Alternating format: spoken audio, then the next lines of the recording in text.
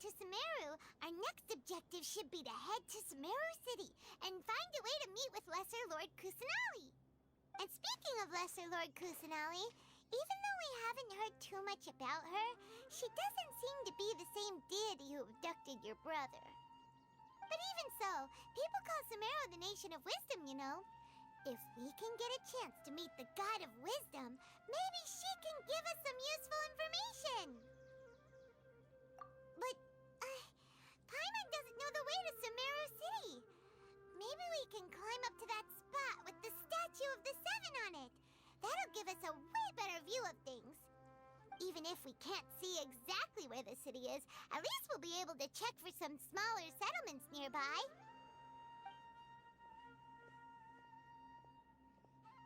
Wait a second. Look! There's someone up ahead! Perfect timing! Now we can just ask for directions rather than wander around like lost adventurers. Hey there! We're not from around here and seem to have gotten a little lost. We'd like to ask for some directions. Huh? Did they not hear Paimon? Hey! You over there! Could you give us some directions? Huh?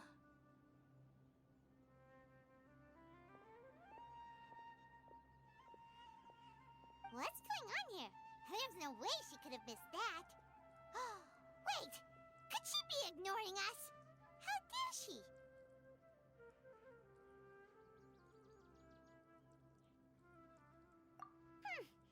Well, even so, she might be heading someplace where we could find other people to ask.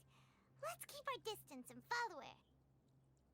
When we get the chance, we'll just ask someone else for directions.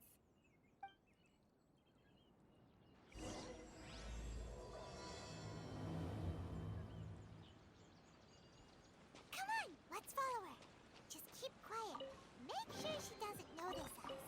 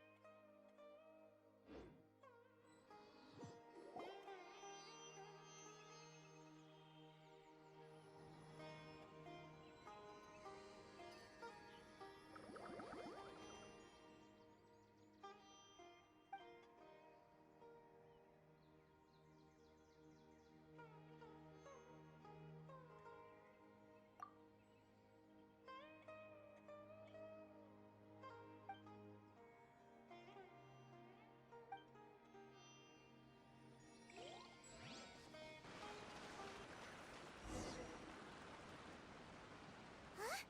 She just walked near that small waterfall and then suddenly vanished. Let's go take a closer look.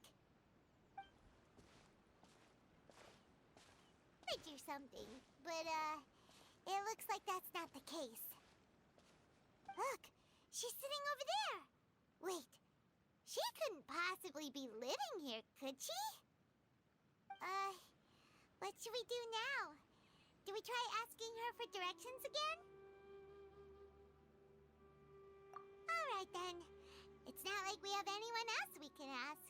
Even if she's not very friendly, we just need her to point us in the right direction. That's all. Oh. What a lovely smell. It's coming from that sensor over there. This is definitely not your typical place to call home, but at least it smells nice. Maybe living here wouldn't be too bad after all. Huh? What's the matter? You don't look too good. What? Is the smell making you feel sick? Strange. Paimon doesn't feel anything.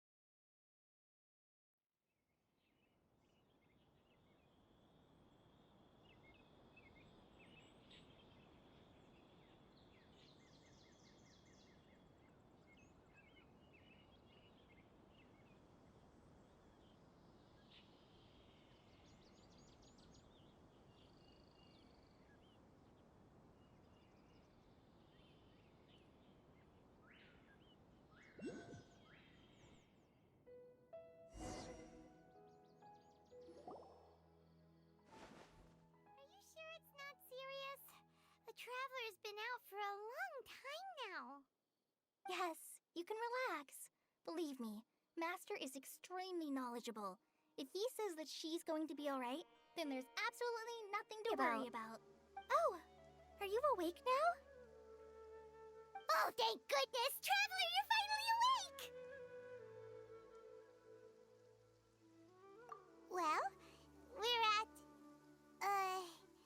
Good question. Where are we? Paimon was in such a panic when you passed out that she even forgot to ask what place this is. This is Gandharvaville. It was originally built by scholars from Sumeru as a place to rest in the rainforest. Now it's mainly used by the forest rangers as a base of operations.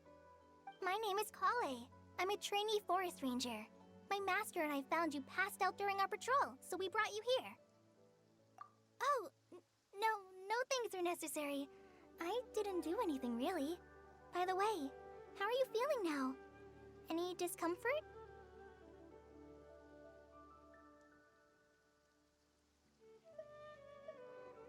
Oh, that's Master's herbal medicine you're tasting.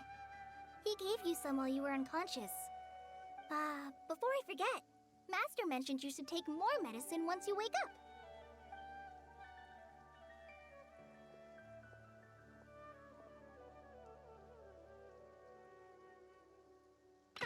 Whoops! Kale, what's the matter? Were you trying to retrieve the medicine? As I've already told you, you must be careful with these. I'll get it for you once I am finished here. Sorry, Master.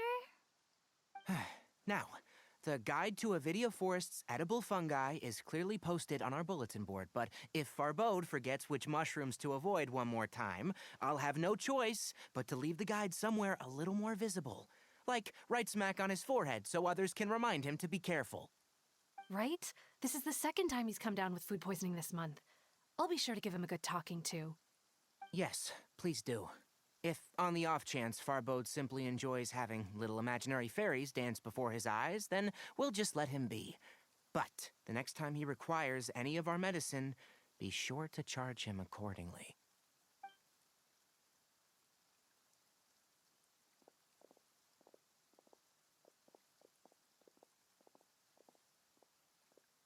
So, how are you doing? Feeling better? Oh, this is my master, Forest Watcher Tainari. He is chief officer over all the rangers here in Gandharvaville. I already informed Paimon about the reason you fell unconscious earlier, but dedicate themselves to training and meditation in isolated areas, particularly the nearby forests.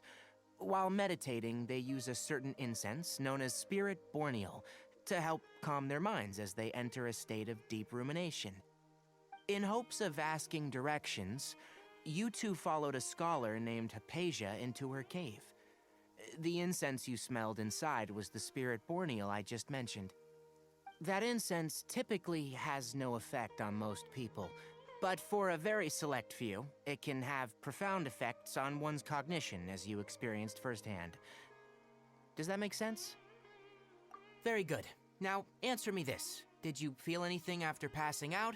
Say, any out-of-body experiences, or did you see anything while unconscious?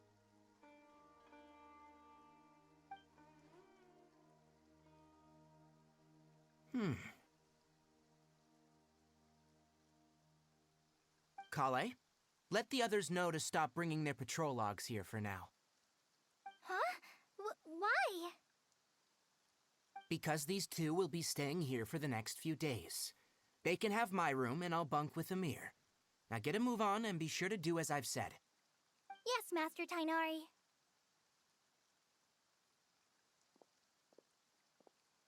Wait, hold on a second. Can you tell us what's going on? Sure, let me fill you in. I originally planned to send you on your way once you finished your medicine. However, it appears now that you should stay a while longer in Gandharvaville, for further observation while you recuperate. Further observation? No need to be hasty. As long as you have the capacity to judge between right and wrong, I promise that you'll understand the gravity of the situation once I explain everything to you. Based on what you saw after smelling the incense and losing consciousness, we can conclude that you experienced a powerful hallucination, which suggests your mental state is not in the best of shape. If you're skeptical, have a whiff of this. Whoa, are you okay? You're experiencing a similar sensation as when you passed out, aren't you? So even though your condition is stable as of now, if I were to haphazardly let you leave, it's highly likely that you'd suddenly pass out again somewhere else. The rainforest is home to many fierce animals and hazardous areas. If something were to happen to you again, I'm afraid you might not stop having adverse reactions to this kind of smell. Okay? Good. Now, continue resting while I fire up another bowl of medicine for you. Seriously? We just arrived in Sumeru and we're already having problems left and right! Paimon knows we're set on meeting Lesser Lord Kusanali as soon as possible, but you really don't look too good. It'd probably be best to let you recover first. Hey! Are you even listening to Paimon? Paimon's over here worrying about you, you know. What's weird? You mean how you're feeling now? You mean the vision of tree roots and red skies you saw? But if those weren't hallucinations, what could they be?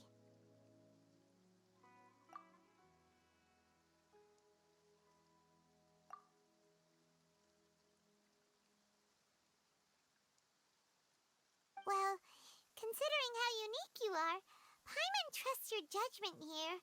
But why didn't you say anything about it to Tighnari? If he misjudged your condition, then there's a chance you could get worse, right? Huh?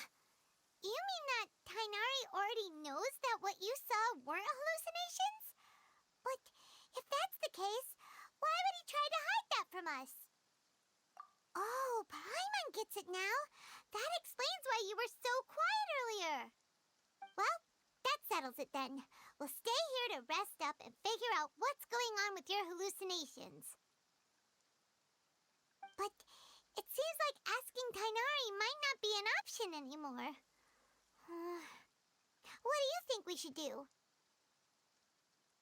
Good idea. Kale's pretty friendly. We can ask her tomorrow about what she knows regarding the Dendro Archon and customs in Sumeru.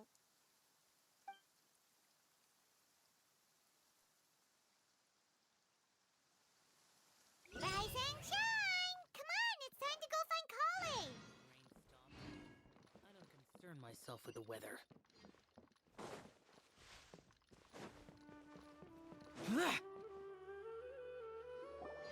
All right, next let's see your right hand. Not bad. But please remember that you still need to be careful, understand? Yes, I will. By the way, Master, I still haven't received the patrol. Besides, there's a chance we may encounter... Well, you understand. But I have a vision too! Am I useless to everyone now? Don't talk like that, Kale. This is not something you need to be worrying about right now. Ah, there you are. Feeling any better? Yeah, since we'll be staying here for now, we thought we might as well try lending a hand around here. Seems you're not the type to sit back and take it easy for a while, huh? In that case, perhaps Kale could take you two for a patrol south of Gandharvaville for the day. And if you're feeling up to it, you can be responsible for cleaning the Statue of the Seven. Tighnari, we're ready to head out. Got it! I'll be right there! All right, we'll be heading into the forest now. I'll leave any further details to Kale. Yes, you can count on me. So, Kale, what exactly are we going to be doing today? Tighnari mentioned cleaning the statue just now, but, that doesn't really sound like the job for a ranger. Well, a forest ranger's responsibilities can be pretty diverse. They handle a variety of tasks, like checking the condition of outlying roads, maintaining forest facilities, ensuring fire prevention standards are met, and providing assistance to travelers and locals. As for Master, well, he has to handle more dangerous areas of the rainforest. Today we can perform routine checks on the pathway lamps as we make our way to the Statue of the Seven. Paimon, traveler, this way! You can leave the task of checking the lamps to me. In the meantime, you two can keep an eye out for anything unusual.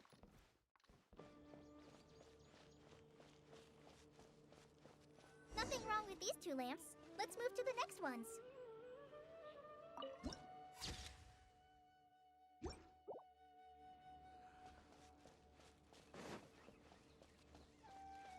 Oh, this lamp seems to be getting a little wobbly. Let me make a note of it.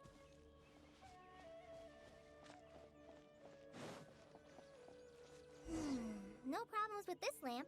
Good.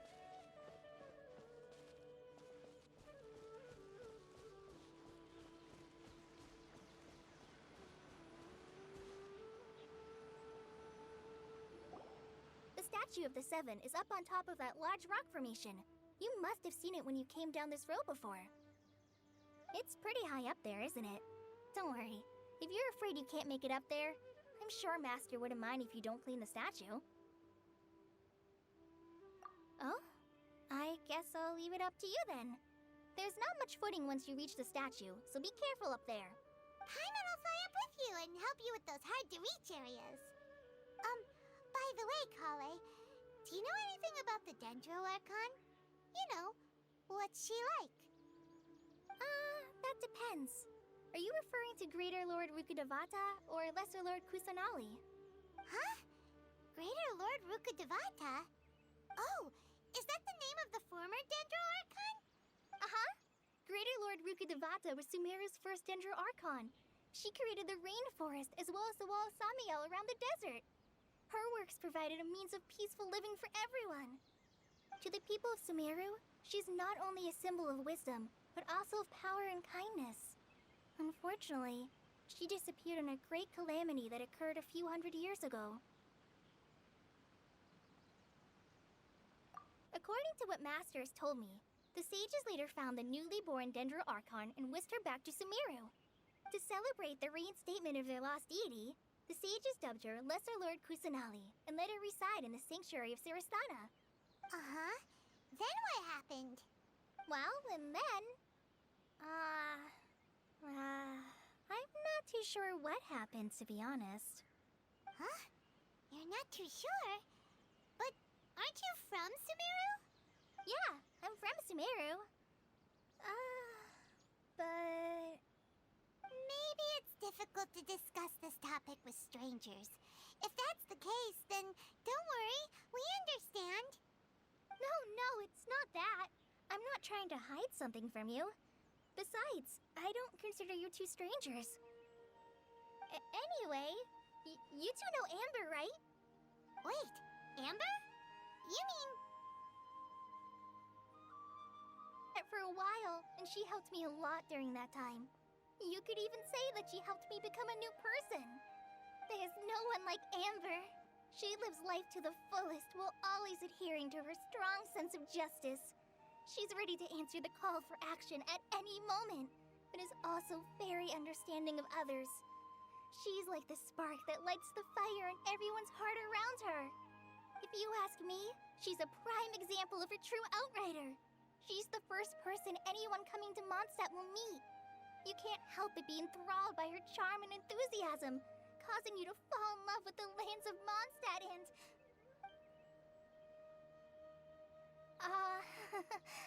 Sorry. Paimon thought the work of Outriders was a little different from what you just described, but one thing's for sure, you really like Amber. Sorry. I was rambling on just now. It must have sounded kind of weird. It's alright, Kale. Knowing that you're a friend of Amber somehow makes Paimon suddenly feel a lot closer to you. So, how do you know that we've met Amber? Well, after I returned to Sumeru, Amber and I have stayed in touch by writing each other letters. In one letter, she mentioned that Mondstadt was attacked by a fearsome dragon, but the city was saved by a mysterious blonde traveler and their floating companion. I knew you two were the ones she mentioned in the letter the moment I saw you. But, considering everything you've been through that day, I thought it'd be inappropriate to bring it up. Ah, so that's how you knew. Yep, so please know that you two have my complete trust. Really. I wish I could tell you more about the Ginger Archon, but I have been away from Sumeru for some time, and I haven't read any books. Sorry. That's alright. You've already helped us a lot. We had never even heard of Greater Lord Rukkhadevata or the Sanctuary of Surasthana until you mentioned them. Oh, I'm happy that was helpful. There is one thing I want to ask, though. Why do you two want to know about the Ginger Archon?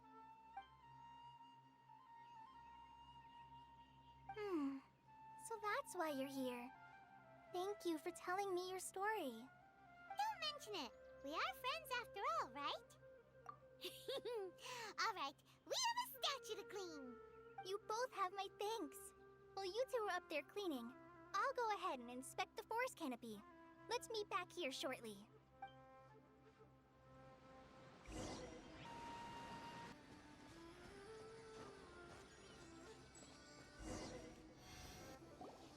Huh.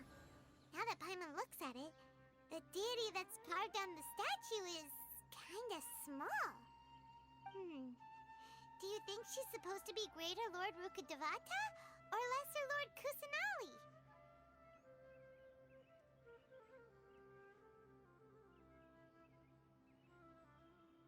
You might be right. The statue does look kinda old. Well, anyway, we'll have to figure that out later. Let's get started on cleaning the statue. Paimon will fly up and take care of the top, and you clean everything below.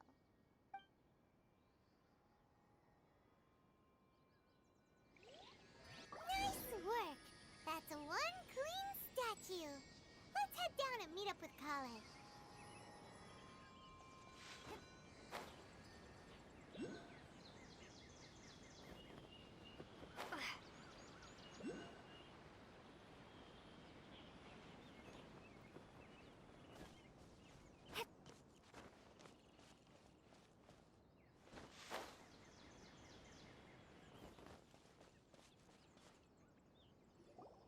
Kale, we're back!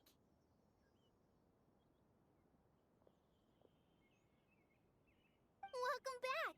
You must be tired after all that climbing. Let's take a little break. I brought some fruit and water for us. Yay! Food! What kind of goodies did you bring? Hey, don't be a party pooper. It's not like Kale is a stranger or anything. Besides, the best way to compliment a chef is to show passion for their food. Xiangling taught Paimon that. I prepared a nice portable dish that forest rangers like to eat called pita pockets. I hope you'll like them. Whoops! Ah, no! You dropped it on the ground! Not to worry. I wrapped a few layers of oiled paper around each pita. They should be fine. Oh, whew. Paimon. Those pitas are amazing! You're quite the cook, Kale. Thank goodness you wrapped them in paper. Paimon wouldn't have been able to sleep at night knowing something so tasty had been wasted. You really know how to compliment the chef, Paimon. Since you liked it so much, I'll be sure to give you a copy of the recipe sometime.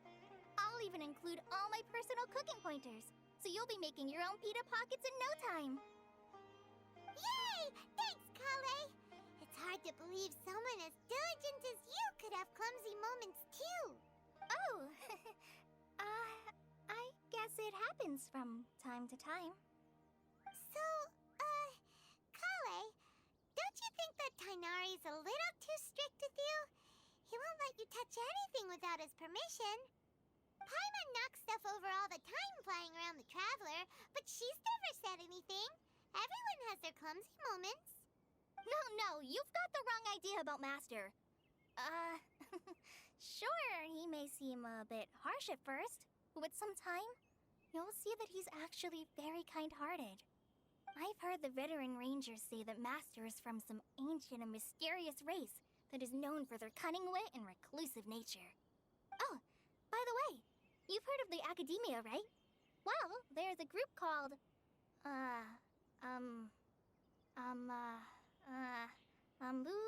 something?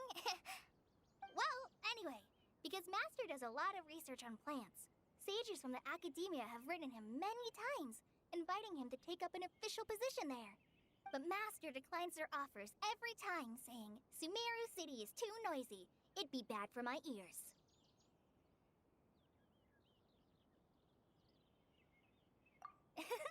Seems you already know him well. Anyway, I'm sure the sages were not happy about his responses. Master could obviously have a bright future in the Academia, but he insists on sticking to the path of a forest watcher. Every day he helps the locals of the forest and passes on his extensive knowledge to trainees like me. In fact, Master's the one who taught me how to make pita pockets. Really? Paimon would have never guessed that. Oh, speaking of Tainari, he was the one who took care of you after finding you passed out yesterday. He even carried you all the way here. Paimon's still kinda upset, though. He kept scolding Paimon the entire way here. Oh no, I'm sorry. Master might have been overreacting, mostly because Paimon wouldn't stop yelling, Why, oh why? Is she going to die? It probably started to get under Master's skin after a while. Hey! Don't laugh! Paimon was genuinely concerned about you.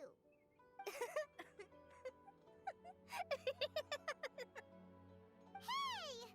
Now even Kale's starting to laugh. Ugh, that's it! Paimon won't forget this! It's time for some Paimonial wrath!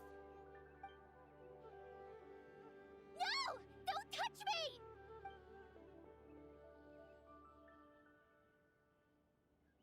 Oh, sorry, Kale. Paimon didn't mean to scare you. No, I just... I didn't mean that. Kale, are you okay? What's the matter? No, I'm... I'm fine. I'm sorry. I must have startled you both reacting like that. Oh, well, it's getting late now. Let's hurry back to Gandharville. I think Master and the others should be back by now, too.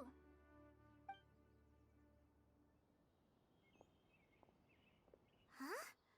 What was up with Kale just now? And why is she in such a hurry all of a sudden? Look, she's practically running back. Paimon can't even see her now.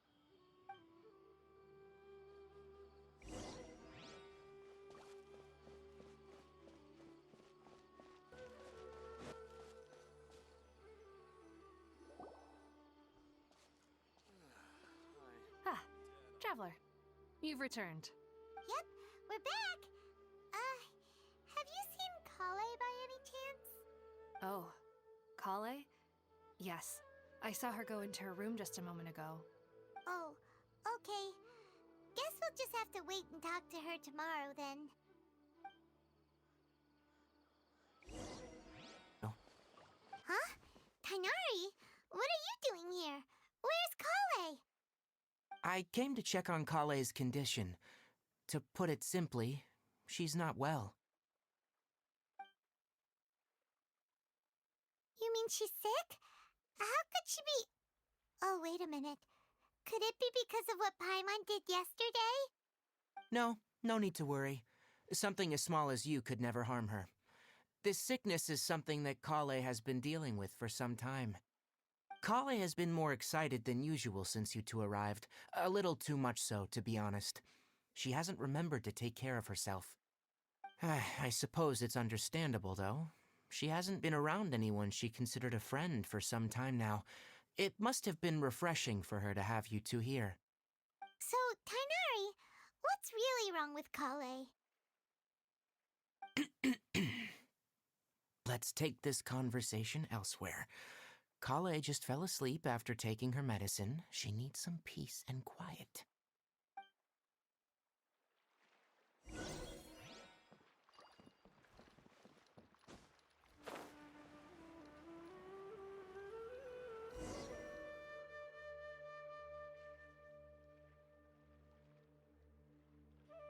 All right, let's continue our conversation here, shall we? To be honest, I hadn't realized you're that honorary knight from Mondstadt until Kale told me just now. I've also heard all about your deeds in Liyue and Inazuma. So just to clarify, what I'm about to tell you about Kale is not because of who you are or your past feats. Instead, I am going to tell you because Kale asked me to. And honestly speaking, I was against Kale revealing her past to you. But she insisted, saying you two treated her with sincerity and as a friend. So now she wishes to reciprocate the gesture. So, Tainari, what exactly is wrong with Kale?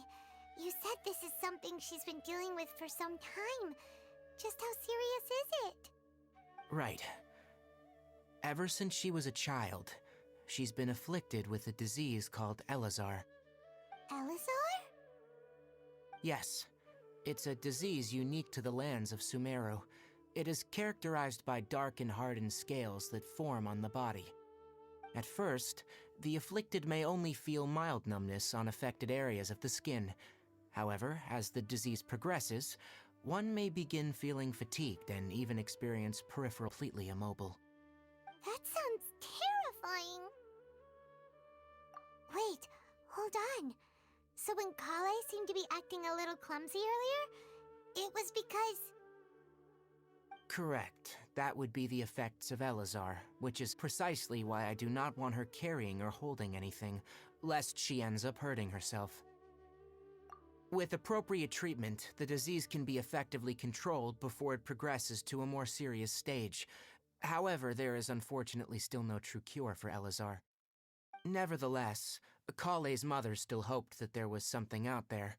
She handed Kale over to an organization known as the Fatui after one of their members lied and said they had a cure. What? The Fatui? It appears you already are familiar with them. That'll save me some explanation. Anyway, the person who eventually rescued Kale and brought her to me for care said that she had been given to a harbinger known as the Doctor. I have no idea how this doctor managed to do it, but her case of Elazar was completely stable for all the years that Kale was with them. However, Kale's days with the Fatui were anything but pleasant. Kale is a resilient individual and always tries to appear cheerful, but her experience with the Fatui has left deep scars. Even now, she can still feel deathly afraid of someone touching her. Oh, Paimon had no idea Kale's been through so much suffering. Oh, by the way, Paimon, Kale wanted me to tell you that she's sorry for scaring you yesterday. She also wanted both of you to know that she's sorry for hiding her illness. She doesn't need to apologize. None of this is her fault at all. Well said.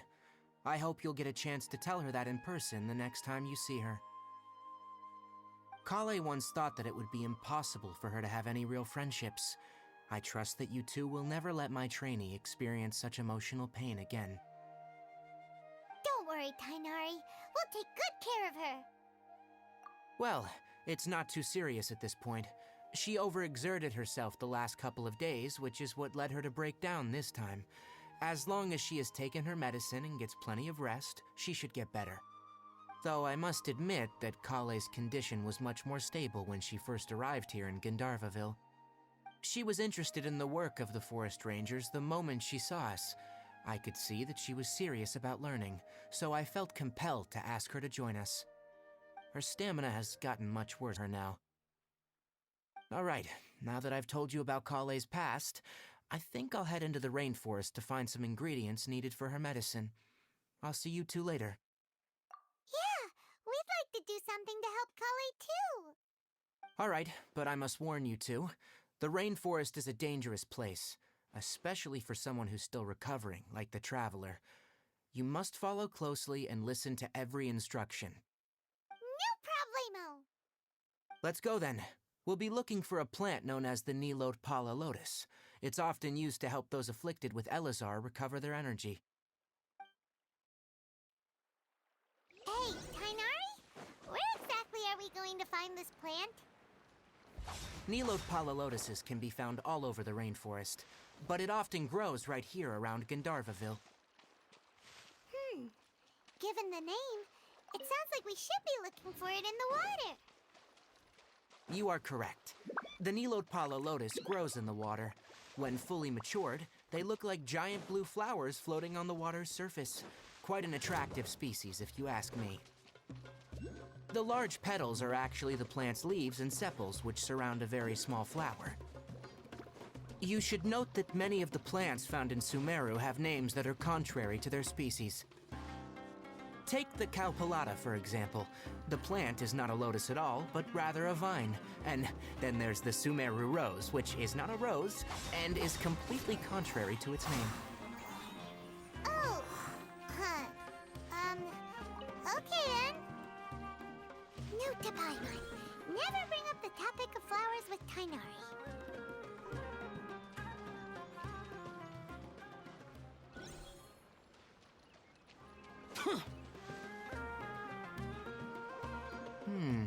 There should be Nilotpala lotuses growing somewhere in this area. Let's split up and begin searching. If you could manage to gather 4 of them, that would be sufficient. We'll rendezvous here once you've gathered the needed amount.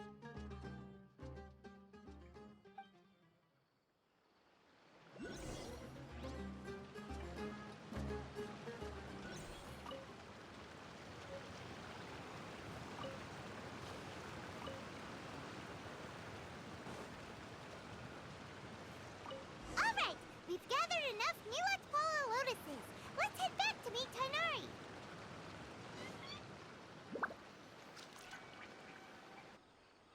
Hey Tighnari, we found the lotuses you requested. Exploration experience helped save me a lot of time here. It seems we even have enough time to stock up on other things I need. Hey, Tighnari! Oh, Tighnari, someone's calling your name. They're dressed like a forest ranger. Ah, yes, that's Amir and the others. But didn't they just set off not too long ago? What are they doing back so early? Let's go find out what's going on.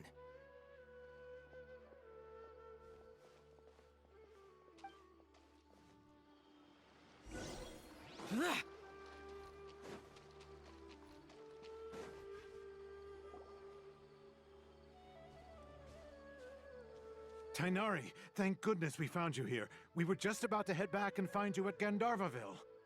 What's going on? We just discovered a withering zone. The withering is back? But the patrol route you were on should have been already cleared just a week ago. It reappeared so quickly. Can you tell me the exact location? It's up ahead, deep in the river valley. It's appeared in a spot that blocks nearly the entire narrow part of the valley area, so we decided to come find you as quickly as possible. And the radius of the contamination? Sorry, I couldn't get a clear enough view to tell. No one in our patrol team had a vision, and it appeared to still be spreading, so we didn't risk getting any closer. Okay, I understand. You made the right decision. I'll go deal with it right away. In the meantime, please guide these 2 back to Gandharvaville. Wait, Tighnari, why don't you let us help you? You 2 have only just arrived in Sumeru. You're still unfamiliar with many things in these lands. There's a unique type of anomaly that occurs in the Sumeru rainforest. It's called the withering. The affected areas not only cause nearby vegetation to wither, but it's also lethal to wildlife and even people. If you don't carry a vision, then you should think twice before approaching such places. Yes, Amir is absolutely right. I wasn't kidding when I said the rainforest is a dangerous place. As Amir said, only someone with a vision, that is, the power to manipulate elements, will be able to resist the withering's corrosive effects for a time. That's right.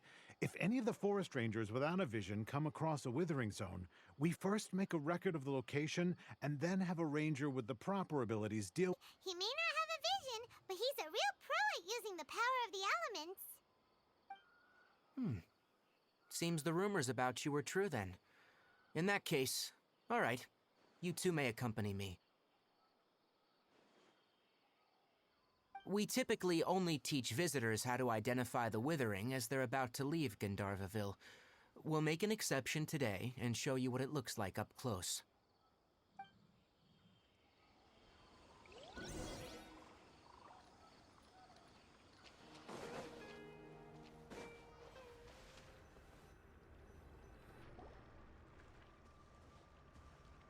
Stop. Don't move any further. Look there, in the distance. Huh? Where? Oh, look! Those plants have withered. That whole area is kinda gloomy. Even the air looks like it's filled with ash. Oh, Paimon doesn't like the look of this. That is the withering. All right, Traveler. We're gonna have to enter that withering zone. Once inside, we'll need to look for what we call tumors of the withering. If we eliminate those, then the area will be saved.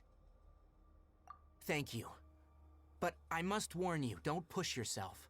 This is your first time handling this sort of thing, after all. Even with elemental powers, once you step inside the withering zone, you may experience extreme discomfort. If at any point it becomes too much, return outside the zone and take a breather. It could become a matter of life and death. You ready then? Let's go.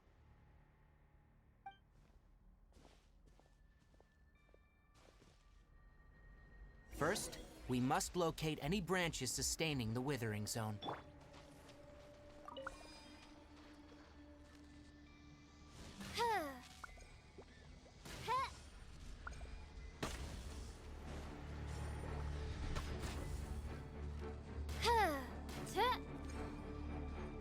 Great work.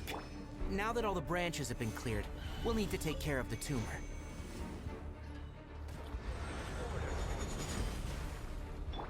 Odds revealed by...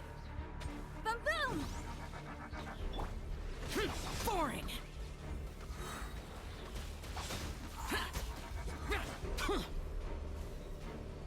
As you wish, main Fräulein.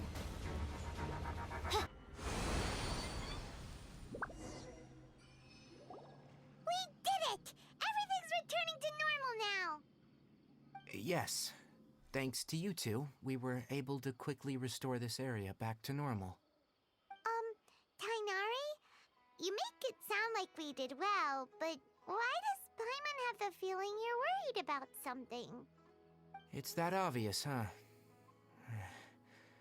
Alright, it's like this. Recently, the rate at which withering zones appear has been increasing. Even though we were able to quickly clear that withering zone, it won't be long before another one appears. If that simply meant more work for me, then that wouldn't be an issue. But it's far more severe than that. The withering is leaving lasting effects on the rainforest itself. For instance, even though we cleared out the withering zone, many of the plants that were affected will not recover. This presents a crisis for the ecosystem itself. Many plants in the rainforest are already in decline, directly impacting the wildlife that depends on those plants.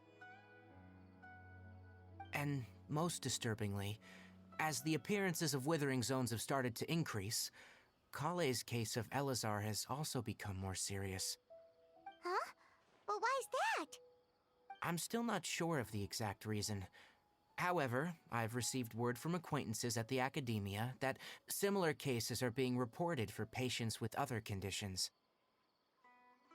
No, none that we know of. The withering has been recorded in Sumeru for millennia. It's said that it originates from the depths of the world. Oh, by the way, have you heard of Irminsul before?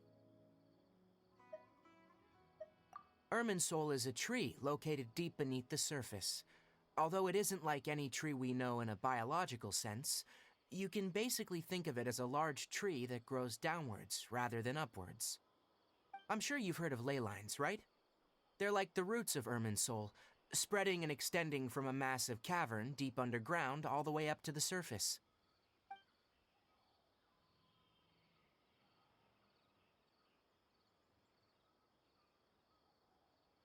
Ley lines continually absorb the memories of this world, which are then funneled into Irminsul, allowing it to collect knowledge and wisdom from ancient times to present day. The Dendro Archon is known as the god of wisdom because her consciousness is directly connected to it. It is also said that the Dendro Archon's power is a manifest from Greater Lord Rukkhadevata's familiars a long time ago, but even those mysterious creatures did not know of a cure for Irminsul. I'm afraid we Rangers will be battling the Withering Zones here for a long time, until a cure is found. Alright, that's enough on this topic for the time being. Now that we've taken care of things here, it's time for us to head back to Gandharvaville.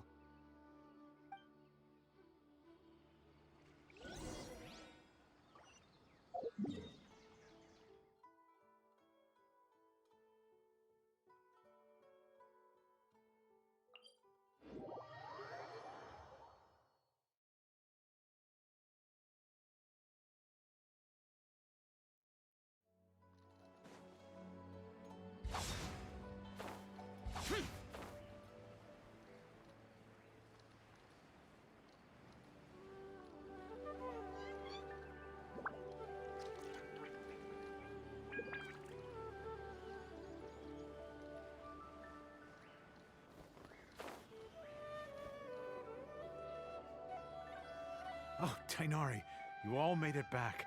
How did it go? The Withering Zone you reported has been taken care of. No need to worry. Huh? Wait, is that? Oh no, Hypatia!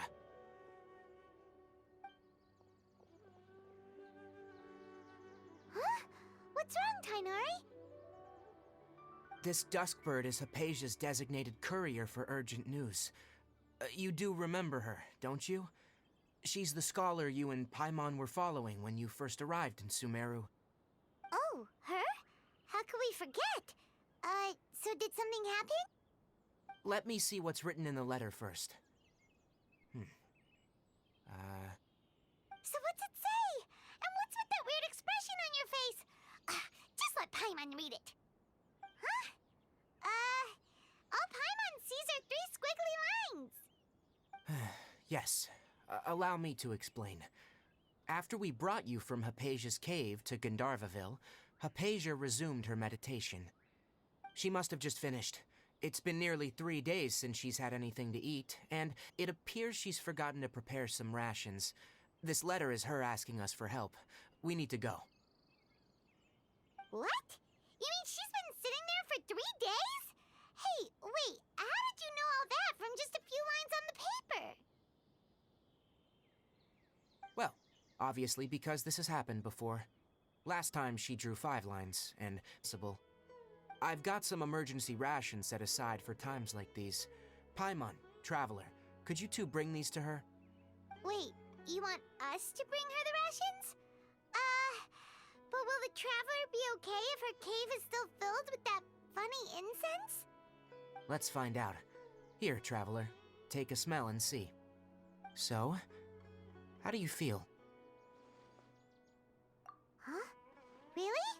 You're not feeling even a little drowsy? But wait, how'd you know that he'd be okay this time, Tainari?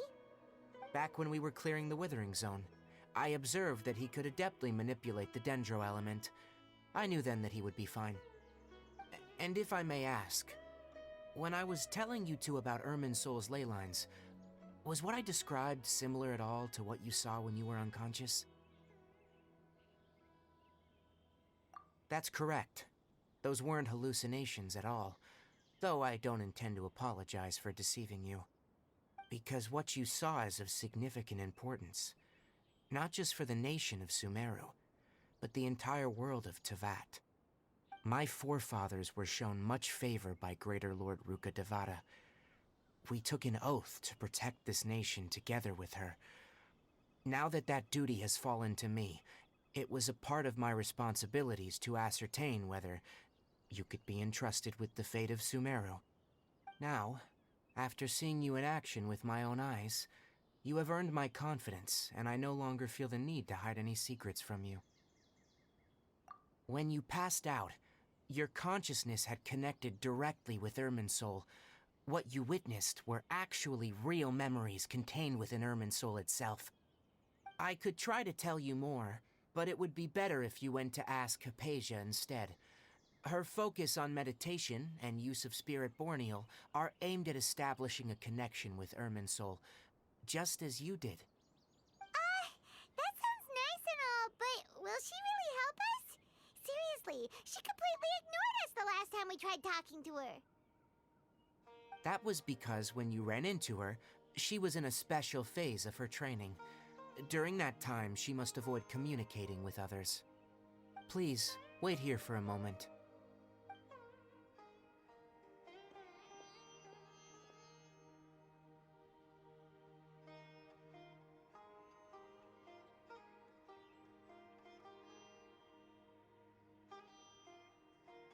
I packed for Hypatia, as well as some other ingredients. I'm sure it'll come in handy. Also, here's a letter that I would like you to give to her. Just show it to her, and she'll answer any questions you may have. No, I should be the one thanking you. You've both been a great help these last few days.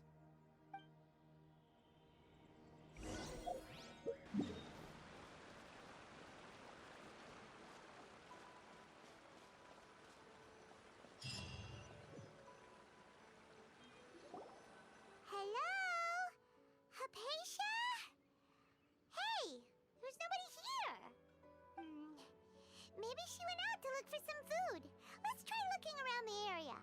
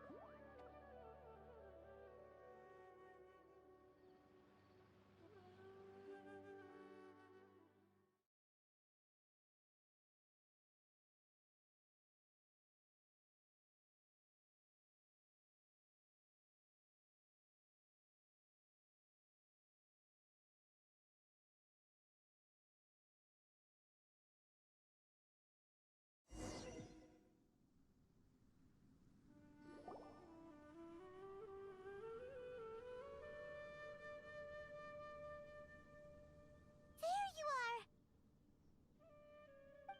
Hypatia, are you all right? So hungry. Need water. There's no way we can get her to eat in her current condition. Let's try finding some water first. Huh? Wait. Why does it look super foggy outside all of a sudden? Anyway, let's go look around.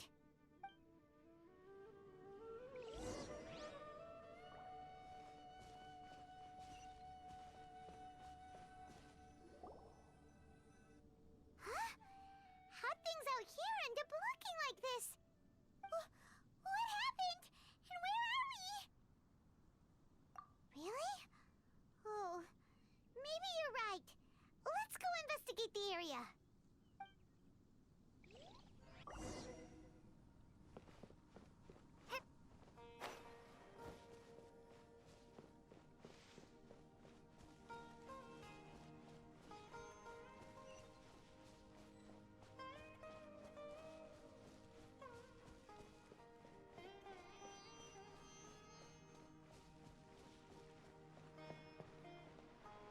Wow, this place is huge! Paimon knew there's something off about that cave. Let's think of a way to get over there and have a closer look. Who knows? Maybe we'll find a lead of some kind.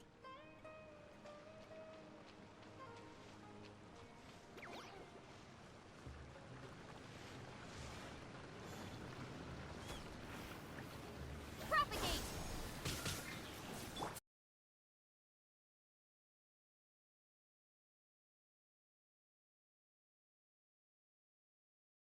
What happened?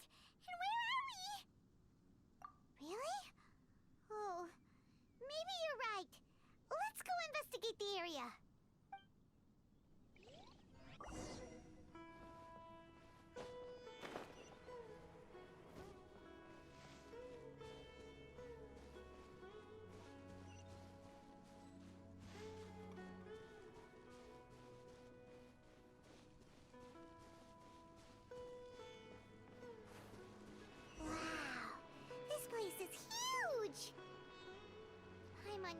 something off about that cave.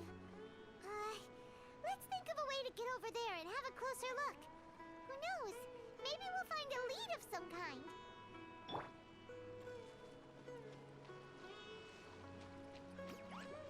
No rest for the wicked. Verdict.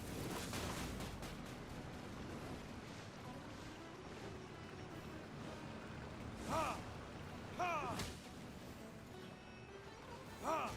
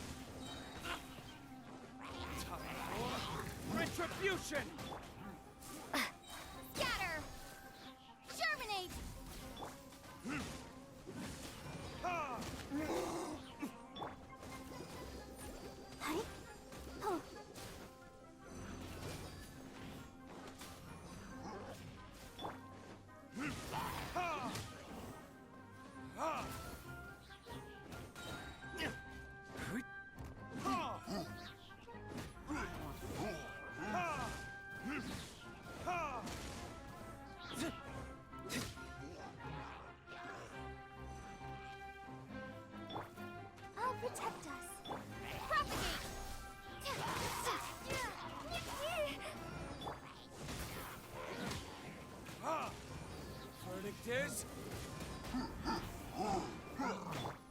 Oz, Ta!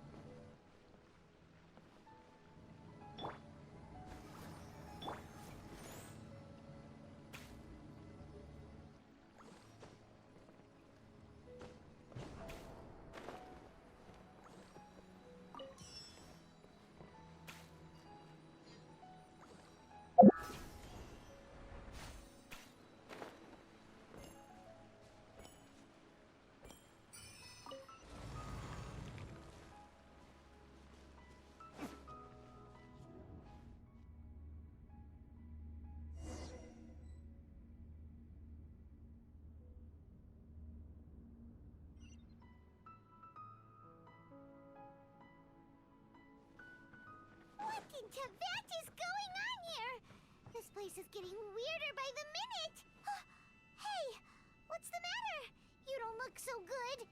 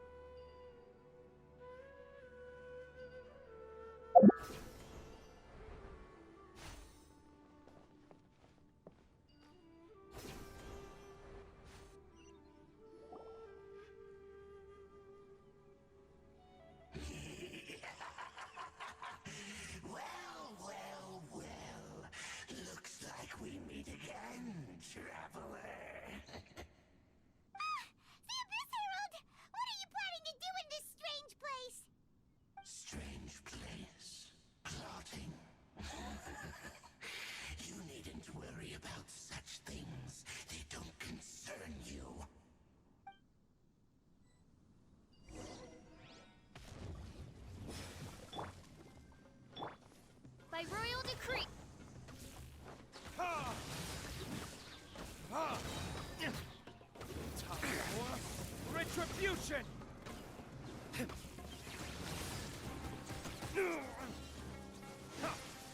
Ha!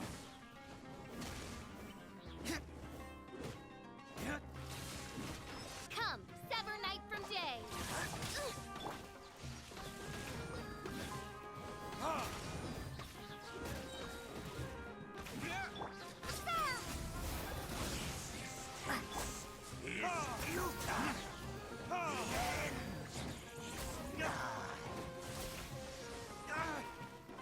Burn! Odds revealed by...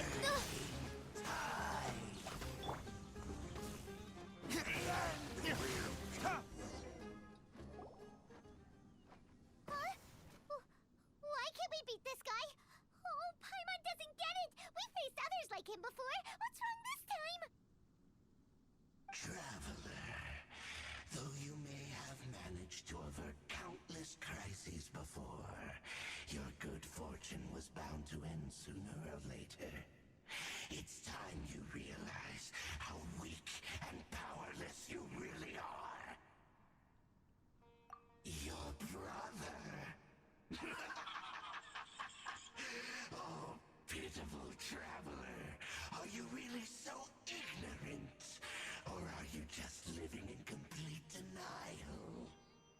His Highness has long since forsaken you. Your meager existence in his eyes is that of an annoying bug, only to be stepped upon. The bonds of love and family which drive you to find your sibling are utterly gone. Your journey is meaningless. But don't you fret now. Today will be your last. Now die!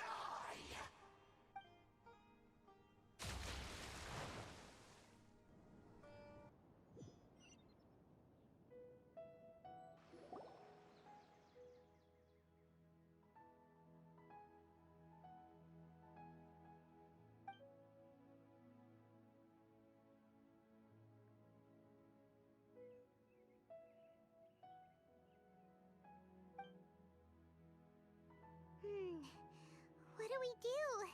We haven't seen Hypatia anywhere out here. Oh, there she is! Quick, let's see how she's doing. So sweet. Well, the good news is that she's still conscious. Hey, why'd you drop her food on the floor like that? Are you okay? Better make sure she's alright first.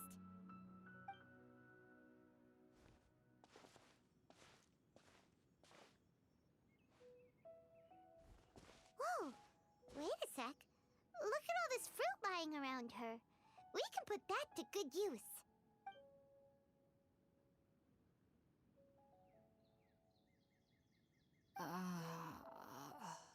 Who is there? Tainari, is that you?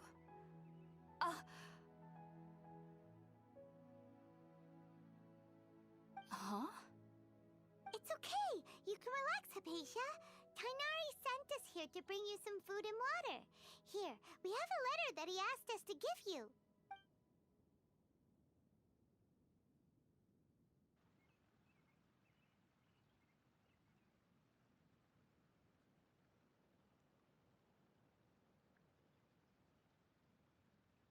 I see. So, you're friends of Tainari. I apologize for all the trouble I've caused you. I'm grateful that you came so quickly to save me. You even brought all this fruit. Well, actually, we didn't bring the fruit. It was already here when we arrived. We were kind of wondering about that, actually. When we found you here, there was all this fruit lying around and even some juice dripping from your lips. How did you end up like this anyway? Oh, really? I seem to understand now. All the fruit was likely from my, neighbor.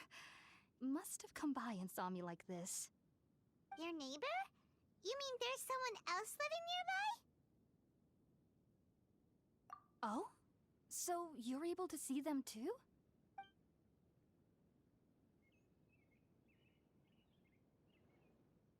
Wait, hold on a second, Traveler. You say that before we arrived, you saw some mysterious creature and suddenly had a strange dream?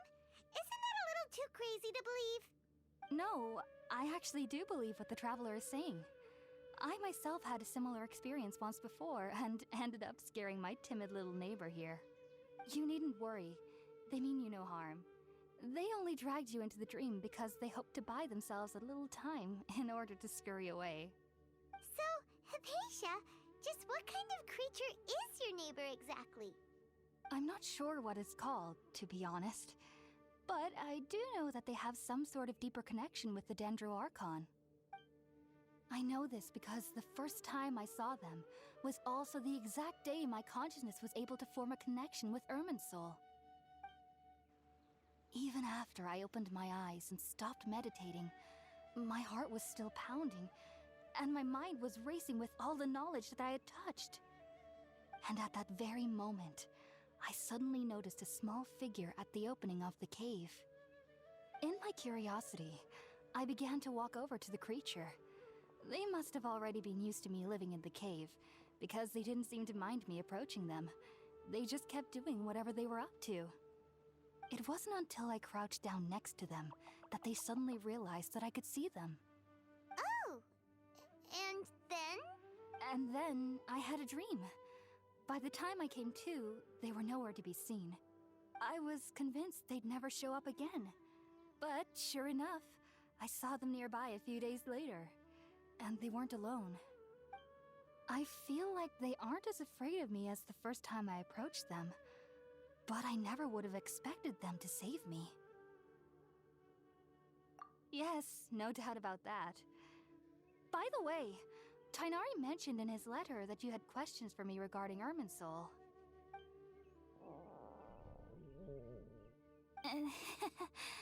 Sorry about that.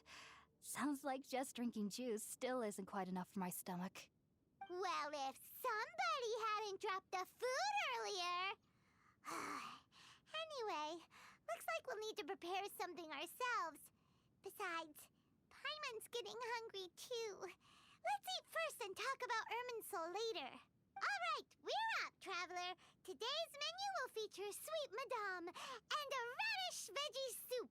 You'll love them, Hypatia. They're our specialties after all. Sounds good. I've never tried any dishes from other nations before. I certainly look forward to it. It's been so long since I've had a decent meal, too. To be honest, the last time had to be when Tighnari came to visit.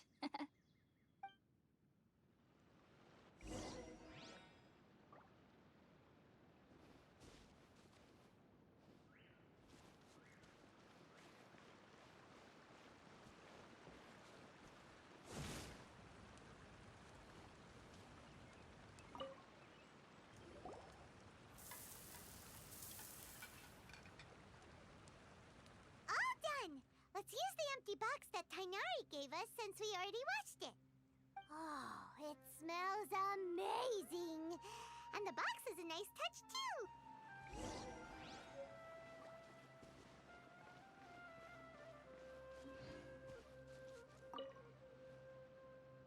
Are you already finished cooking? Smells delectable. I'm truly thankful whenever I can enjoy a proper meal like this. Cooking really isn't my forte.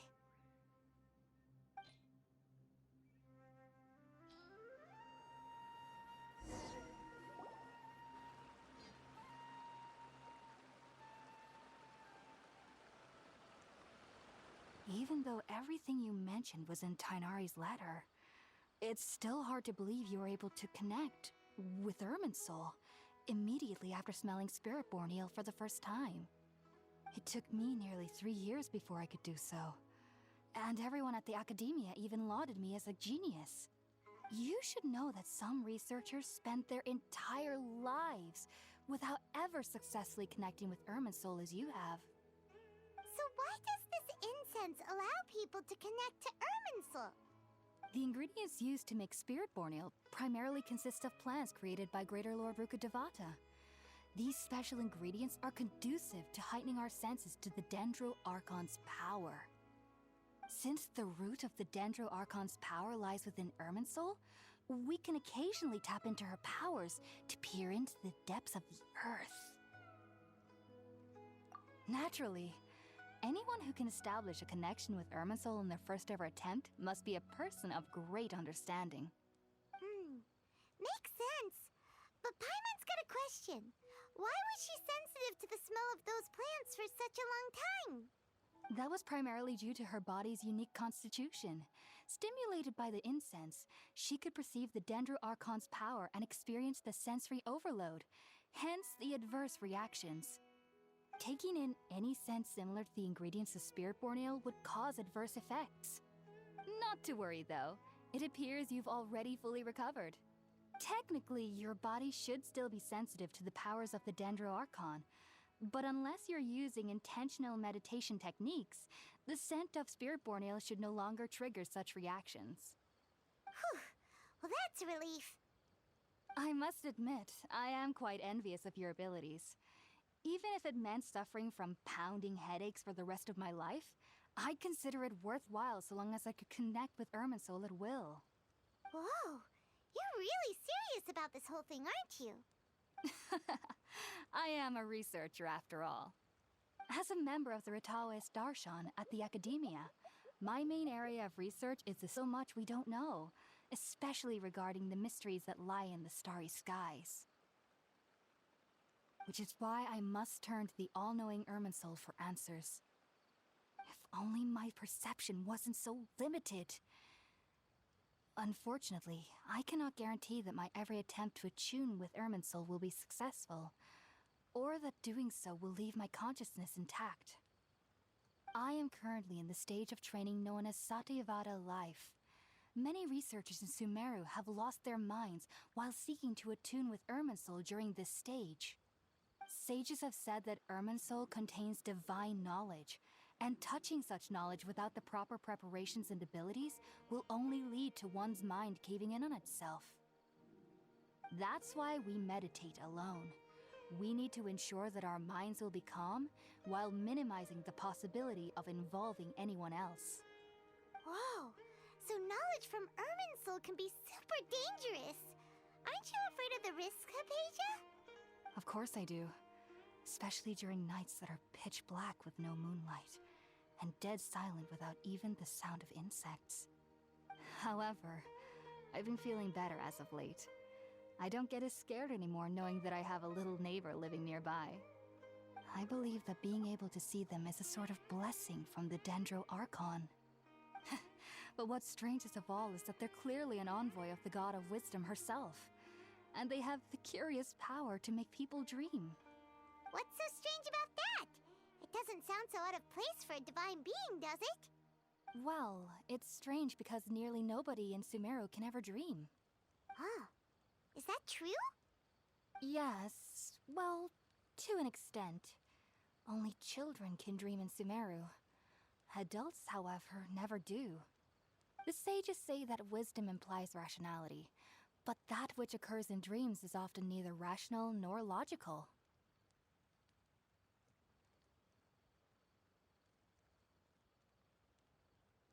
Yes, if one struggles with anxieties, those emotions could influence their dreams. The fact that the people of Sumeru do not have dreams is seen as a blessing by the sages. They believe that Greater Lord Rukkhadevata, the God of Wisdom, is keeping us away from the foolish delusions you encounter in your sleep. I was born into a family of scholars in Sumeru City. Ever since I was a child, my parents would always tell me that I'll know I've grown up once I stop dreaming. I studied hard, enrolled as a student in the Academia, and went on to become a researcher. Sure enough, I never dreamed again. But then, on the day I scared the little Aranara, I suddenly saw a dream again. It was incredible. Though I don't exactly remember what I saw, I clearly recall the feeling.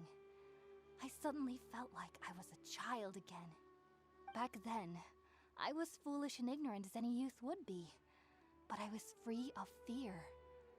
Maybe dreaming isn't as bad as we've made it out to be. Just be sure not to speak of this if you travel to Sumeru City. They'll look at you as if you've lost your mind. So, do you have any thoughts about the things she saw when she connected with Irminsul? Sorry. I'm afraid I don't have any answers as of now. All I can say is that what you saw is a memory contained within Irminsul itself. World forget me. What could that possibly mean? If only I could ascend past Satyavada life and begin Paripurna life. I might have some more answers for you. If you two are ever in the area again, please be sure to come and see me. There's no need to be thanking me. You two are my saviors. Besides, I'm already looking forward to tasting some more of your cooking. Now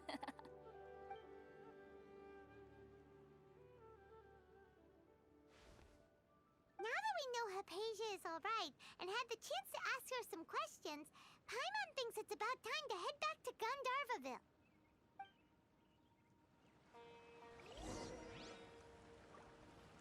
Duty to combat the effects of withering zones. But isn't it evident that such work is not a lasting solution to the problem? As Sage Kage clearly stated, your presence and guidance in Sumeru City is pivotal in finding a cure for Irminsul. How could you possibly refuse? Keep your emotions in check, Gulam. Let's at least listen to Tainari's reason for declining. We're here to invite him to the Academia, not to cause a scene. Sage Kage, I am truly honored that you came here in person, but I'm afraid I must still decline your invitation. I am merely a forest watcher. How could the great minds of the Haravatat have any need of someone like me? Well, it turns out that your refusal letter had some implications on your master's reputation. He is a renowned sage of the Immorta, after all. So now I've come here in his stead. I see. Well, I figured that given his temper, he would come here and berate me personally. Tainari, your master is an integral part of this effort, and now he requires your assistance. And what exactly does my master need of me, Sage Kage? You'll know once you've arrived in Sumeru City, that is. And, how long will I be required to stay? There's no definite answer as of now. Do you mean to tell me that, despite coming all the way here to Gandharvaville, you still can't answer the questions I laid out in the letter to my master? If that's the case, then I'm afraid I cannot give you a definite answer either. Tainari, but you... So be it. Come, Gulam, we're leaving.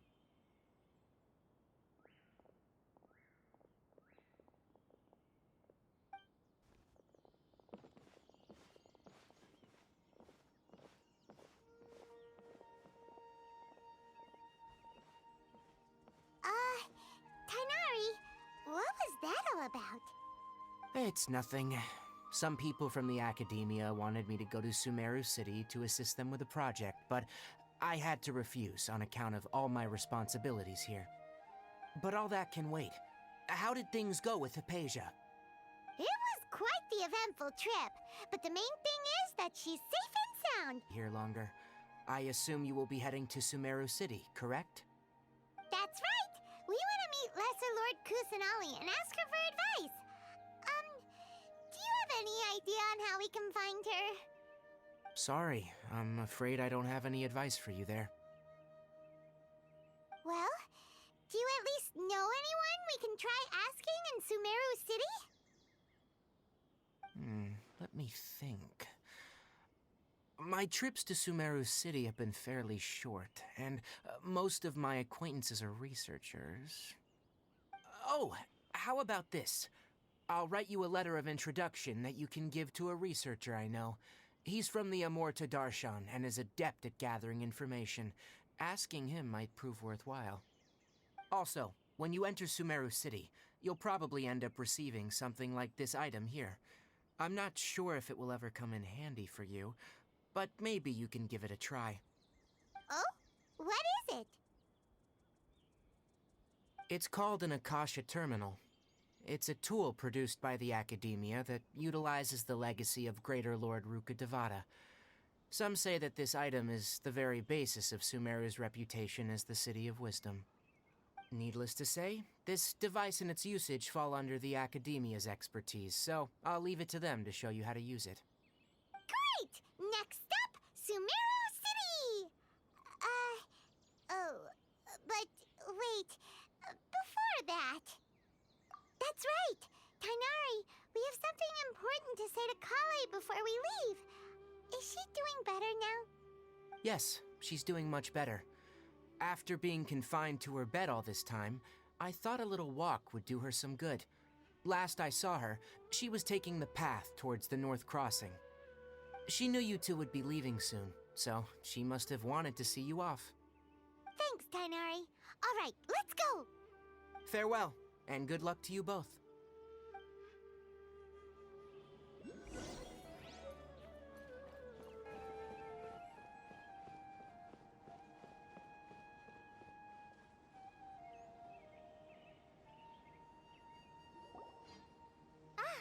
I've been waiting for you two.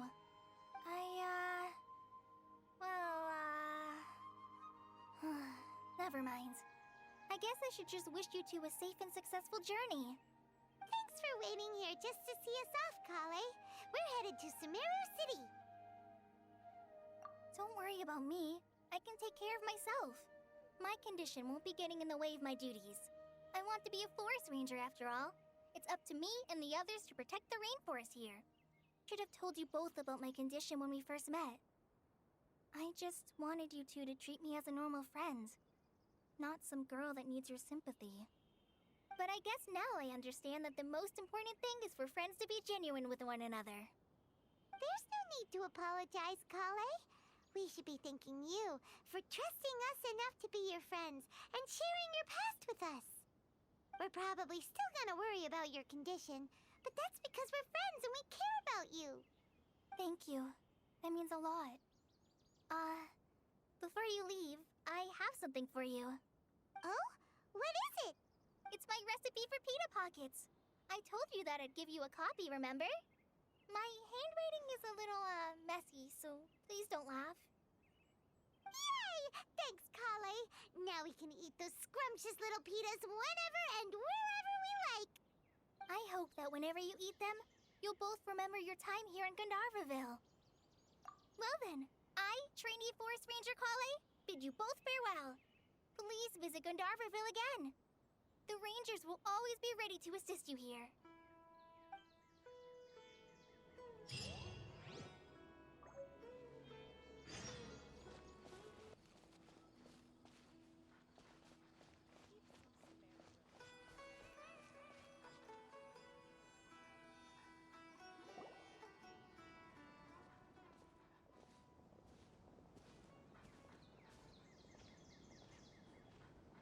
Sumeru City! We finally made it. Oh, did you see that? When those people entered the city, something on their heads lit up. One moment, please, you two. It appears this is your first time visiting Sumeru City. Oh, yeah, that's right. But how did you know that? Because there's currently no information on either of you in the Akasha. But no need to worry, that won't prevent you from entering the city. In fact, the Academia conveniently provides each traveler to Sumeru City with a device. Perhaps you two have heard of the Akasha before. It's our beloved Greater Lord Rukkhadevata's lasting legacy, a treasure trove of collected knowledge. After centuries of tireless research on the Akasha, the Academia created one of its most ingenious inventions, the Akasha Terminal. As long as you are within Sumeru's borders, you may use an Akasha terminal to connect directly to the Akasha and access any knowledge you need.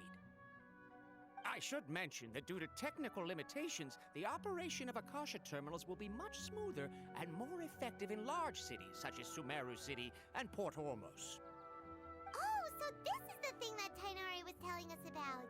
It sounds pretty amazing. You two are quite fortunate. Until recently, it was standard practice to only issue Akasha terminals to outlanders who spent an extended amount of time in Sumeru. However, this policy was recently changed, and now all travelers are issued one upon arrival. Here are your Akasha terminals. Please handle them with care.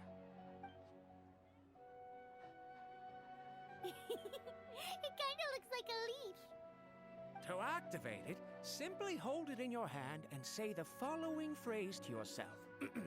May the mighty God bless us with their voice of wisdom. Oh, says this little Lord Kusanali. Let's give it a try. Ahem.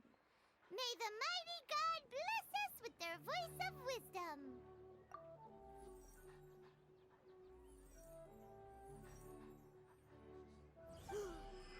Whoa. Just now, something clicked, and Paimon suddenly knew how to use this thing. It seems all we need to do is concentrate on what we want to know, and bam! You get it. Oh, that'll come in real handy. Exactly. That is the power of the Akasha. And with that, let me officially welcome you both to Sumeru City. May the wisdom of the Dendro Archon always be your guide. Okay, now that we're in, we can check the Akasha about Lesser Lord Kusanali. Let Paimon try. 500 years ago, the sages found a newly born deity from within some scorched ruins. The deity now resides in the sanctuary of Suristana. Seems pretty similar to what Kale was telling us. Okay, next, let's concentrate on asking how to meet her.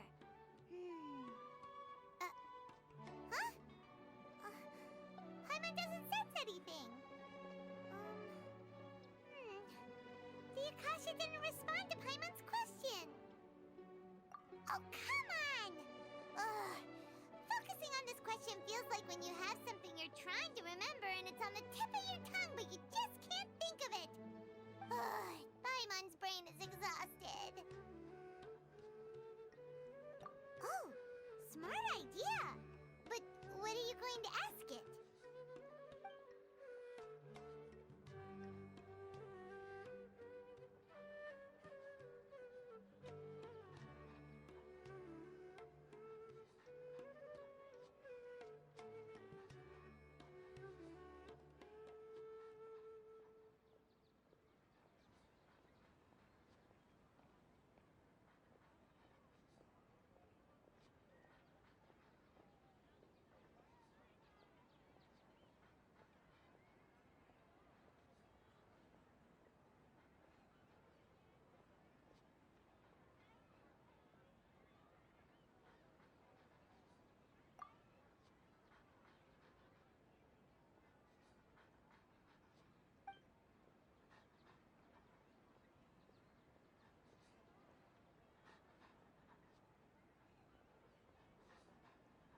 And we've only just arrived in Sumeru? You know, maybe we're not qualified to receive an answer to this sort of question or something.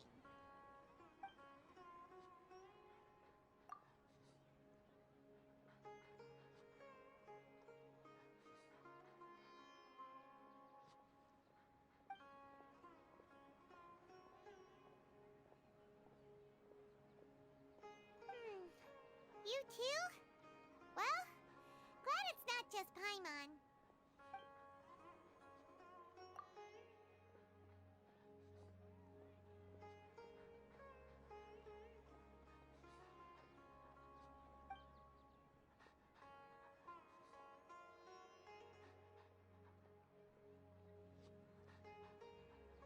Uh-oh. Paimon's getting all teary-eyed all of a sudden. It feels like the people of Sumeru really miss their Archon. Well, seems no matter which way we try, we can't find anything that'll lead us to Lesser Lord Kusanali. Guess our only choice now is to try meeting with the researcher that Tainari recommended. He's from Sumeru and even has a position in the Academia. Maybe he'll be able to access more info from the Akasha. Let's see. Tainari wrote an address on the letter's envelope. Oh, it's not far from the city's gate. Let's head over and have a look. Hopefully he's at home. How can my own brother say something like that about me? Hello, are you Rohawi? Yes, that's me. Can I help you? Great! You see, Tainari sent us here and... What? Tainari? Please, there's no need to say anything, really. Sure, I admit that the article I published last month wasn't my best work, and maybe the data didn't produce the most convincing results, but... Here! This is a letter from Tainari! Oh, let me see... Oh! Ooh, what a relief. You two nearly scared the life out of me. So, you two just have some questions for me? Seems even Tainari acknowledges my innate ability for procuring information. So, what is it you two would like to know? We want to meet with Lesser Lord Kusanali. Do you know a way we can do that? You mean you want to meet the Dendro Archon herself? This isn't exactly my area of expertise, but let... Sorry, the Akasha didn't respond to my query. What? You too? But what about your abilities for getting information and all that? Paimon was sure you'd be able to access more info than we did. Well, as I said, this isn't my area of expertise. I am but a lowly researcher, so the Akasha doesn't see a need for me to know more about the Dendro Archon. All I know is that ever since Lesser Lord Kusanali returned to Sumeru, she's never left the Sanctuary of Sorasthana or made a public appearance. Huh. Didn't expect her to be such a mysterious figure. The Dendro Archon is somewhat of a recluse. Perhaps she just doesn't want to entertain visitors, which would explain the lack of information in the Akasha. Aw, but then what can we do? No need to worry just yet. I'm only hypothesizing here. You could certainly try asking around and see if anyone else has ideas. And besides, you two should consider the bright side of things. Not being able to see Lesser Lord Kusanali may not be a bad thing. In this world, there will always be information you cannot obtain from the Akasha and things you can never accomplish. Knowing when to yield is a form of wisdom. Take me, for example. It's a miracle if my brain cells can spit out one paper every 3 years. But Tainari? That guy can publish 3 papers in just a single year. Okay. Thanks for your advice. Don't mention it. If you two ever want information about things like who's been promoted within the Academia or relations between the 6 great sages, come find me. Hey, come on! This is a survival skill at the Academia. Oh, Paimon's expectations were pretty low, but this is so low it's like digging holes in the dirt. So what do we do now? Even if we want to talk to someone, we don't know anybody here. Huh? Like who? Oh, you're right! Catherine! The Adventurers Guild has its own intel network. Let's hurry and find her.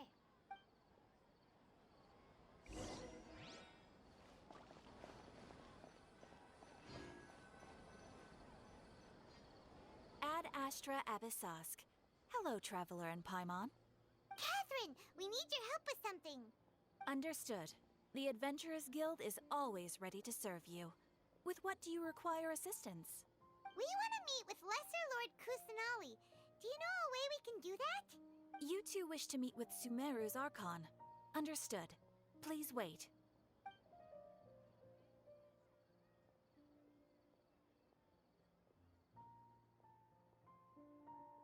I apologize, but I am unable to call up any relevant information in the Akasha. I'm also unable to locate any pertinent information in my personal memory. Aww, another dead end. Well, if Catherine can't help us, then we really don't know anyone else to ask now. Please do not worry. I may know of someone who can help you two. In Sumeru, the Adventurers Guild does not serve as the vanguard of information. Rather, There are numerous active mercenary groups collectively known as the Eremites. They take on various contracts and work all across Sumeru, so they naturally accrue intelligence. An Eremite brigade called the Corps of 30 is in charge of Sumeru City's defenses. Not only are they the oldest brigade, but they are responsible for managing and coordinating the affairs of all other mercenary brigades. Corps of 30? What a weird name. Supposedly, they are named as such because their ranks numbered 30 at their inception. Asfand, an advisor with the Corps of 30, maintains good relations with the Adventurers Guild. Though he's already retired, he and his words carry great weight within mercenary circles. If you'd like to get in contact with him, you can find him at the Corps of 30's headquarters, the Citadel of Rexar. You're welcome. I wish you two the best of luck. We look forward to your exploits in Sumeru. Alright, off to the Citadel of Rexar we go!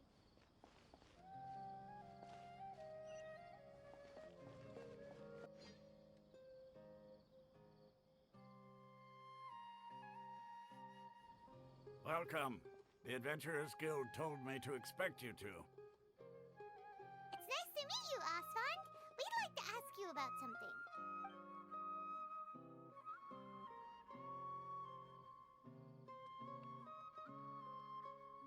I see. So, Catherine's the one who sent you this way. Ha! It's true that the Eremites' network is vast, but even I can't help you meet the Dendro Archon. Wait, seriously? That's it? Afraid so. The Eremites aren't terribly religious, so we don't know much about divinities. As far as the Akasha goes, we can access even less than you. We originally came from the desert. The gods there died off long ago. Since those days, we've used our own two hands to carve out a living. We don't beg gods for their aid. It isn't just us, though. If you ask me, I think most in Sumeru aren't interested in Lesser Lord Kusanali. Oh? Why's that? Just take the Academia, for example. They're the ones who truly rule Sumeru. Although they believe in gods, most of them only care for the late Greater Lord Rugudevada. In their eyes, she was the one who founded Sumeru and gifted us with the Akasha. Lesser Lord Kusanali just happened to inherit her legacy. Because of the Academia's influence, most citizens are more familiar with Greater Lord Rugudevada and hold her in greater esteem. Not to mention that Lesser Lord Kusanali never makes an appearance, and the Academia never announces anything about her. As far as the people of Sumeru are concerned, she's just a god that exists. And that's all. Really? Aw.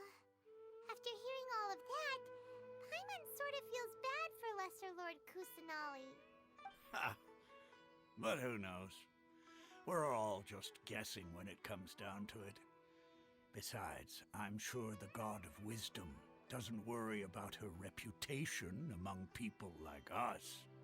All right. Well, thanks for the info, Asfand. No problem. Always happy to help out the Adventurers Guild.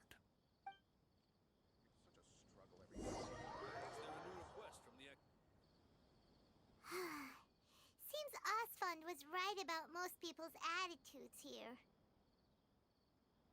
Not only are they not interested in the Dendro Archon, they even say stuff like, if the Akasha doesn't think I should know, then I don't need to know about it. We've been asking for information non-stop ever since we got to Sumeru. But the harder we try, the more helpless everything seems. Isn't there at least one person in this entire city who cares about Lesser Lord Kusanali? Oh, you two are interested in Lesser Lord Kusanali? Huh? Who are you?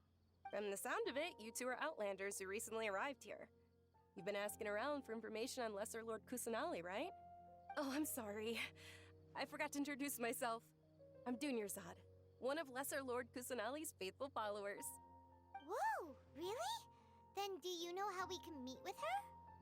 I'm afraid I can't help you with that. But your conversation earlier did happen to remind me of a legend about the Dendro Archon. Sure. It goes like this. Long, long ago, there was a man who heard a prophecy. It predicted that a great calamity was about to befall him.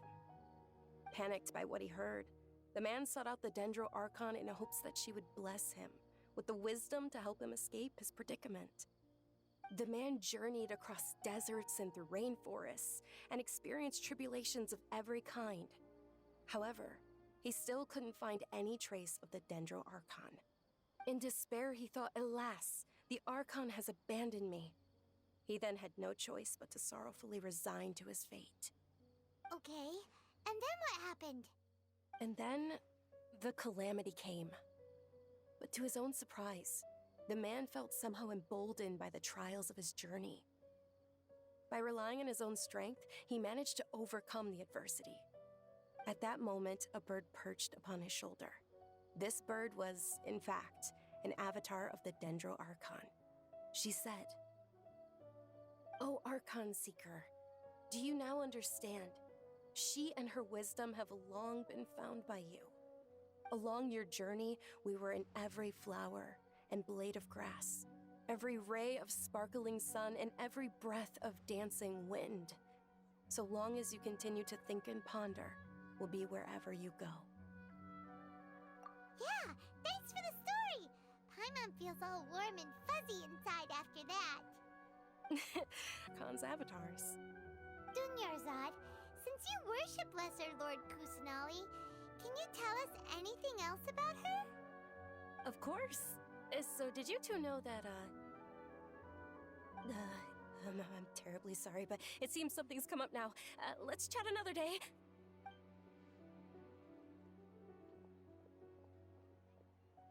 Hey, wait!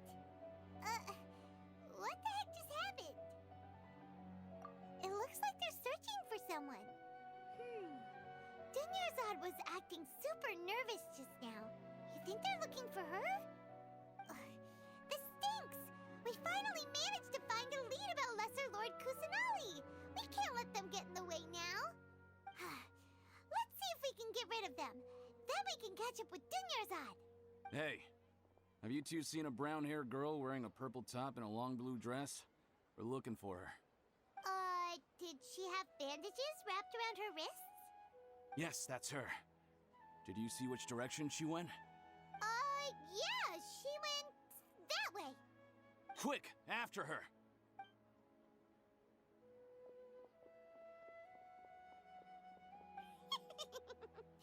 That should keep him busy for a while. Let's hurry and find Dunyarzad.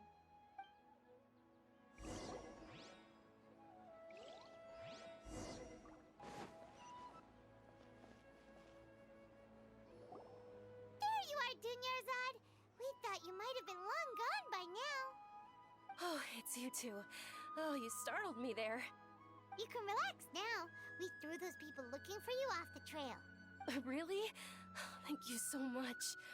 Unfortunately, I believe there's still more of them out there looking for me. Uh-oh, looks like there are some coming this way. Huh?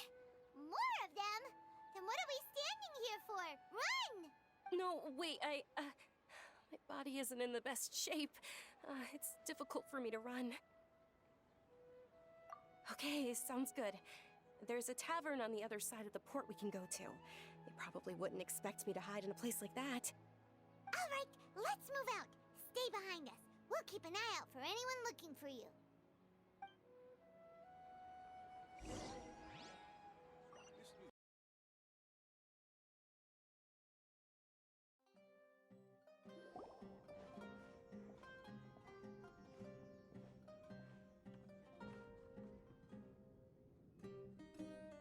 We made it. Oh, they shouldn't be able to find us now. Wait, stand down, Dia.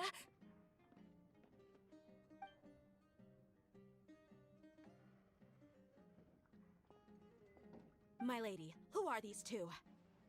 They're travelers that I met on the street just a moment ago.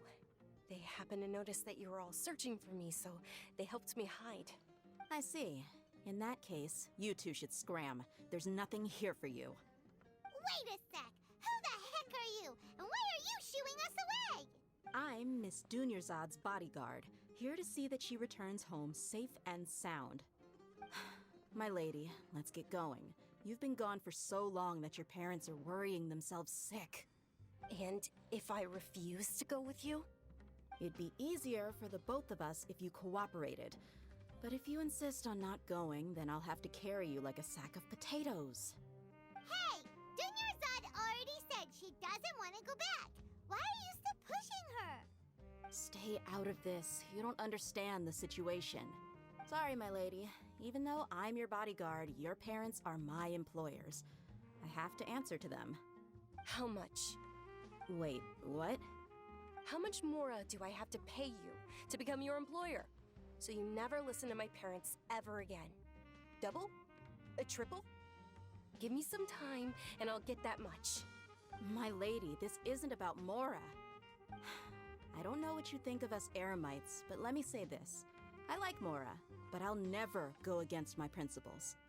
That's why I'm here looking for you. Sure, it's an order from my employer, but my conscience was also telling me it's the right thing to do. And knowing your health, carelessly running around like this is gonna hurt ya. For the sake of those who love you, don't be stubborn. No, you're wrong.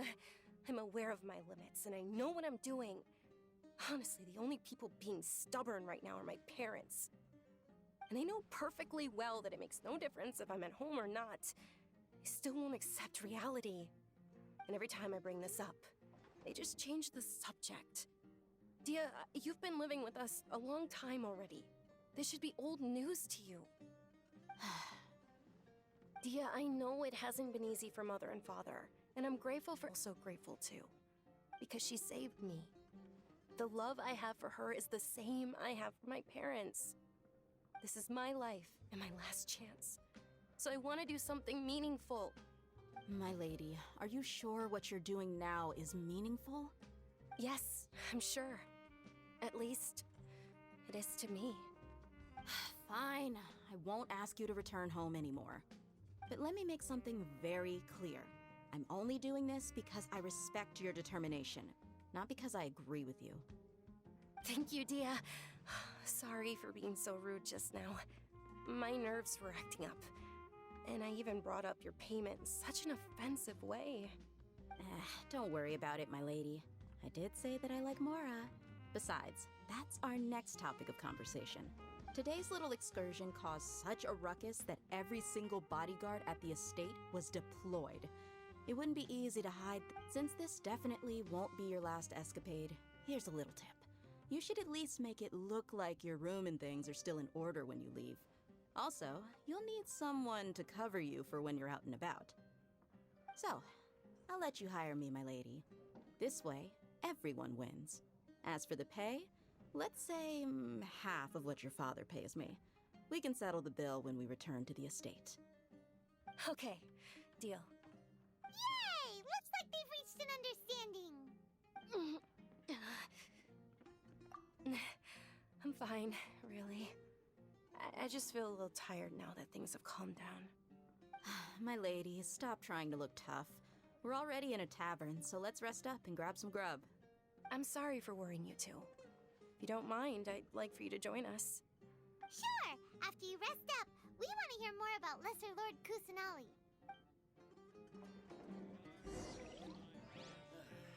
You just can't beat the atmosphere here.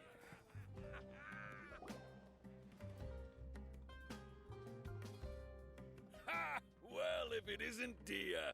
Haven't seen you in nearly half a year. Word on the street is that you're a bodyguard for the Homayani family now. Ha! Don't you find that kind of work boring? Nah, you get used to it. How about a menu over here? You got it, huh? Isn't this little Miss Homayani herself? We don't get to serve personages like you very often. We'll be sure to prepare our very best. Thank you, sir, but there's no need. I don't have a lot of Mora on me, and I really ought to save as much as I can. So I want to be a good host for them.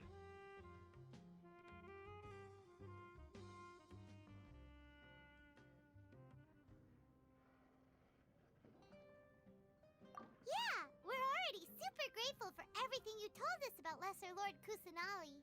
How about our coconut charcoal cakes? They're our signature snack, and they run cheap. Look, other customers over there are eating some now. They look kind of burnt and dry. Paimon will pass. Hey, come on! Paimon has personal preferences too, you know. Dunyarzad, we asked a lot of people when we first arrived, and almost nobody was interested in Lesser Lord Kusanali. So, what made you want to follow her? Well, remember when you asked me if I knew how to meet the Dendro Archon? Even though I don't know how, I think I've actually seen her before. Huh? Really? Yes, it was when I was a child. At the time, my illness had kept me bedridden for the better part of a year. I was stuck inside and couldn't make any friends, and my parents did their best to find treatments for me. But even then, the Akasha didn't have any helpful information. My younger self no longer had any hopes or dreams. One flare-up was so bad that I was in a semi-conscious state for several days. Then one night, I woke up alone in my room. I was terrified. My body was paralyzed. Even if I cried, there was no sound. At that moment, an ethereal voice spoke in my mind. Dunyarzad, don't be scared. You don't have to cry. Dunyarzad, don't be scared. You don't have to cry. Who are you? How do you know my name? How do I explain this? You might not be able to understand, but actually, I know everything about you. Really? Of course. I know that you're scared of thunder, that you hate taking medicine every morning, and that you love counting the petals on your mom's skirt. Wow, you really do know everything. Dunyarzad, is there anything you want? Want? Not really. I can't go anywhere or do anything. Huh? But aren't you a child? All children have wishes. Tell me what you want, and maybe I can make it happen. But, can you make my illness go away? Oh. I'm sorry. But I'm not powerful enough to do that right now. Then, can you be my friend? Okay, I'll be your friend. Although my body was suffering during those days, that voice encouraged me and told me many wondrous things. Beyond my window was the flourishing Sumeru city. Beyond the city was a lush rainforest. And beyond that was the wall of Samiel, deserts, and all of Tevat. Once I finally made it through that bout of illness, I couldn't hear that voice anymore. I told my mother about it, but she said that I must have been dreaming. But I know that that voice wasn't a figment of my imagination. Before that, I had never heard of Tevat. Yes, for sure. If it weren't for that voice, I would have never grown curious about the outside world, nor would I have learned how to read and enjoy so many books. That voice sparked a desire for wisdom. It had to have been the Dendro Archon. I've been hoping for a chance to repay her kindness. In fact, I was running around today to help prepare the Sub-Zero's festival for her. What's the Sub-Zero's festival? It's Lesser Lord Kusanali's birthday, which was the day that she was found by the sages. It's actually an old holiday that originally celebrated Greater Lord Rukkhadevata's birthday. When she passed away, the holiday eventually became a celebration of the Lesser Lord's birthday. I heard everyone was overjoyed when they welcomed her back to Sumeru. In those days, the festival was a huge deal. But because of the Academia's influence, people have gradually lost interest in the festival. The Academia actively participates in Sumeru's many holidays dedicated to Greater Lord Rukkhadevata. But when it comes to the Sub-Zero's festival, forget any funding. They practically act like it doesn't exist. Maybe they see Lesser Lord Kusanali's birth as confirmation of Greater Lord Rukkhadevata's death, so they're reluctant to celebrate it. Aww, It is. It's absolutely terrible. Sure, the Greater Lord founded Sumeru, but hasn't Lesser Lord Kusanali been the one quietly protecting us for the past few hundred years? Just remember that we're still out in public. Don't get too carried away now. I know that people over by the Grand Bazaar still hold the Sub-Zero's festival to this day, but I hadn't met any of them before, so I was never able to contribute. But recently, I made a friend there who also follows Lesser Lord Kusanali. I gave her my savings because I want her to throw a wonderful festival this year. That's the least I could do for Lesser Lord Kusanali. Hold on, my lady? Yes, that's her. I saw her leaving the other day with a nervous look on her face. It seemed like she was hiding something in her arms. Did you give her something? Yes. Initially, I didn't have much Mora prepared, so I had Nilu sell one of my skirts. I've agreed with Nilu to meet up at the Grand Bazaar today, and see how things are coming along. Dia, would you accompany me? Sure. That's quite the trip, though. I'll carry you. No, that would be too much, even for you. You might as well just accept the lift. If I let you walk, who knows how long it'll take us. And if anything happens to you, then I'd really never hear the end of it from your father. But of course! Nilu will be thrilled to hear there are more people interested in Lesser Lord Kusanali.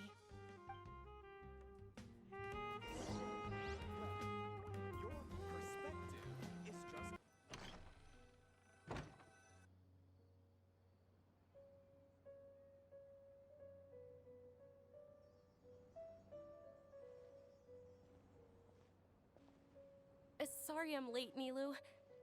Oh, Dunyarzad. It was taking you so long that I assumed you got trapped at home, but you made it in the end. Uh-oh. But if Dia's here, that means you got caught, right? You could say that, but everything worked out. She's on our side now. Not completely. Oh, and who are these two? Oh, meet the Traveler and Paimon, my two newest friends. They're visitors who just arrived at Sumeru City and are looking for information on Lesser Lord Kusanali. So you're followers from another land?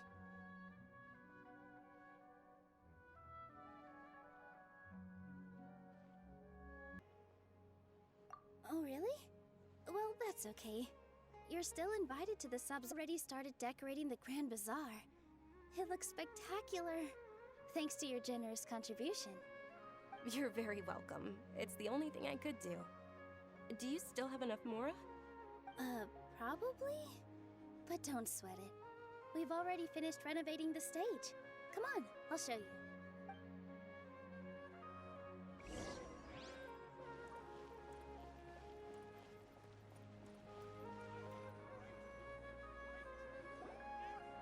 Wow! This place is amazing! Not bad. Last time I was here, the stairs were full of holes. The stairs were nothing. A little while ago, we discovered that the tree above the stage had a huge chunk of bark ready to fall off. Mr. Zubair was worried sick. We reported it to the Academia many times, but they never sent anyone to deal with it.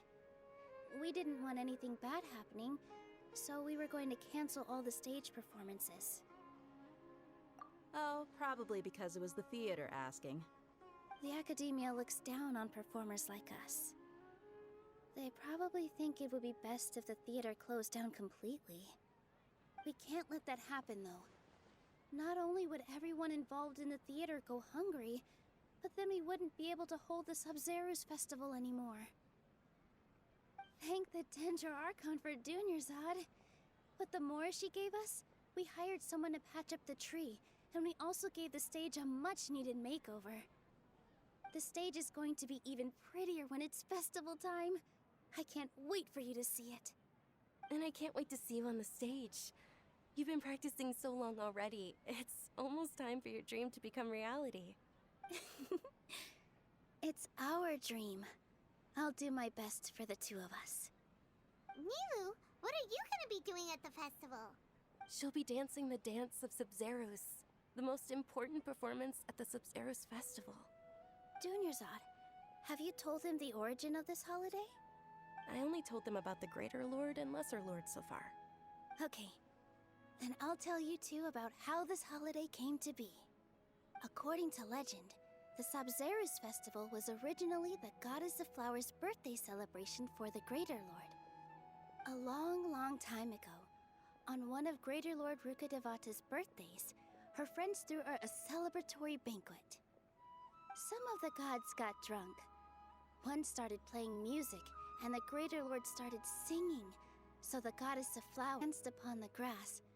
Countless beautiful Padisaras began to bloom wherever she stepped. Those brilliant purple flowers became her dazzling stage.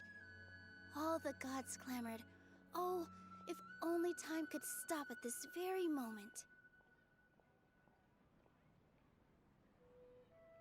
Of course they did. When people mention the gods, they always think of the Archon War. But Sumeru's gods also had happy times. Although they aren't around anymore, they're preserved in our tradition of dance. This outfit I'm wearing is apparently based on how the Goddess of Flowers looked. Though we're just tiny people compared to the divine, we still have to do our best to make sure that the birthday girl feels loved on her special day. Nilu, you of all people will definitely be able to convey our well wishes to the Dendro Archon. I also noticed that you went the extra mile and scattered Padisaras around the stage. They symbolize the Goddess of Flowers, after all. It's just a shame that all the real Padisaras went extinct after her death. Yeah. The Greater Lord brought forth Padisaras in memory of the Goddess of Flowers. But she ultimately could never truly replicate that beautiful purple. Thinking about the Goddess of Flowers dance makes me wish I could have seen it. If my stage were anything like that, I'd be thrilled if I had just 2 real Padisaras on the stage. So, Traveler and Paimon, what do you think? Interested in the Sabzeruz festival? Will you two be coming? All of Lesser Lord Kusanali's followers will be there for her birthday. It'll be a good opportunity for you to learn more about her. Ooh, Paimon thinks that's a great idea!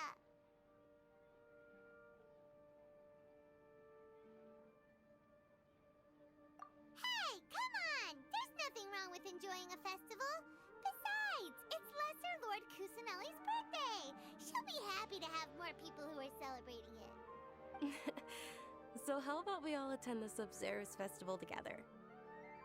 Dunyarzad, let me show you which stage decorations we've picked out so far. Traveler and Paimon, if that doesn't sound interesting to you, then feel free to explore the area. Everyone at the Grand Bazaar loves Lesser Lord Kusanali, and we're all looking forward to the Sabzeruz festival. In that case, we'll take a look around.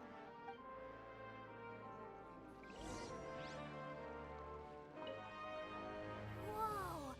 What's with your yellow hair? And why do your clothes look so funny? Are you an Outlander? Did you know that the Sabzeruz festival is about to happen?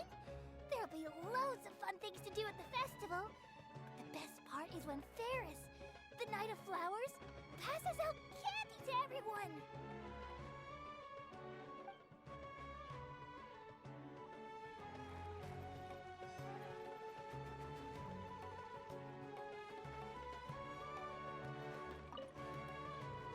Huh. Revamping the stage for the festival couldn't have been easy, that's for sure. I bet this year's festival will be one to remember. I don't know much about the Grand Bazaar, but I do know that the residents here have a penchant for song and dance. 2 things that the Academia doesn't particularly approve of. Oh, and the perfume sold around here is a lot better than what you'll find elsewhere. The fragrances are longer lasting and they're gentler on your skin and... I mean, that's what I've heard at least.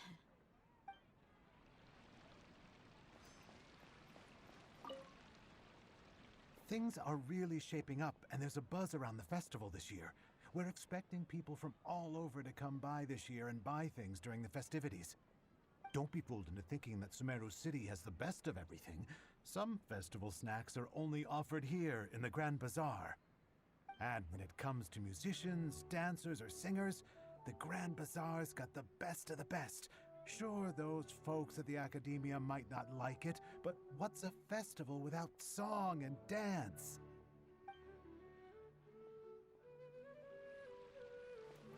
I wonder if the treasures I discovered in my youth Ah, dancing at the Sub-Zero's festival. You know, I also danced when I was younger. As a child, I even asked my grandmother why we performed the dance for the Lesser Lord when it was originally done to honor the Greater Lord. My grandmother said that Greater Lord Rukkhadevata is a beloved deity and honored by all. And Lesser Lord Kusanali is too. If the Goddess of Flowers ever knew Lesser Lord Kusanali, then she would certainly have wished to be her friend and hold celebrations for her too. The Sub-Zero's festival has been losing its appeal over the years. That is, until a wealthy benefactor stepped in this year and brought the festival back to life. I heard she forked out a lot of mora to make it all happen.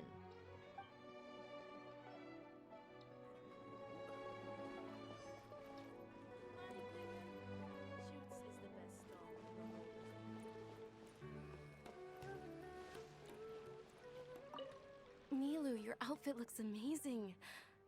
There's also something different about you from when we first met up.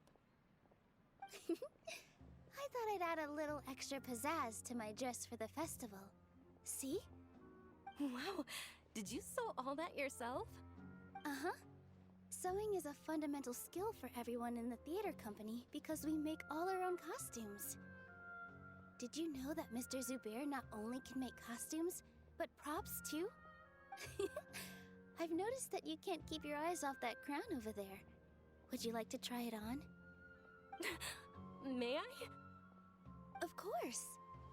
The legends say that the Goddess of Flowers had beautiful horns on her head, so this crown was made to reflect that. Dunyazad, you look absolutely stunning with it on. It's like I'm looking at the Goddess of Flowers herself.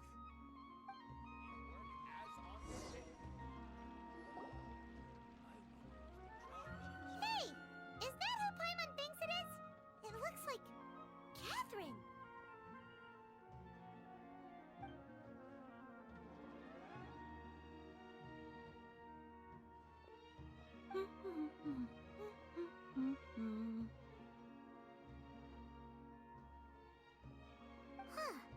Come to think of it, Paimon's only ever seen her behind the counter at the Adventurers Guild. This is the first time we've ever seen her taking a break. Hey, Catherine! Huh? Oh, hey! It's the Traveler and Paimon! What's shaken? Whoa, break time Catherine sure sounds a lot less formal than usual. Paimon was still waiting for her to say Ad Astra Abyssosque. Sure. Standing behind the counter at the Adventurers Guild doesn't require any complicated functions. But saying and doing the same old things over and over again can get pretty monotonous. Like watching the same Fontaine movie day after day. But take you two, for example. You travel across Tevat to enrich your lives and gain new experiences. Well, we enjoy traveling across Tevat and all that, but we're mainly looking for clues about her brother. Yes, you should keep searching. Sometimes the answers we're looking for aren't necessarily at our intended destination. Instead, they're found along... Haven't we heard someone say something pretty similar recently? Anyways, what brings you out here, Catherine? No, not particularly. I guess you could say that I'm loving the recent atmosphere here. If festivals bring happiness to everyone, then that's where their true value lies. Oh, it looks like it's about time for me to be heading back now. Alright, we'll see you next time at the Adventurers Guild. Oh, by the way, thanks for connecting us with the Eremites. We've already made some great friends in Sumeru City thanks to you. I'm sure you two will get along well with the people here. You've already been blessed by the element of Dendro after all. See you around.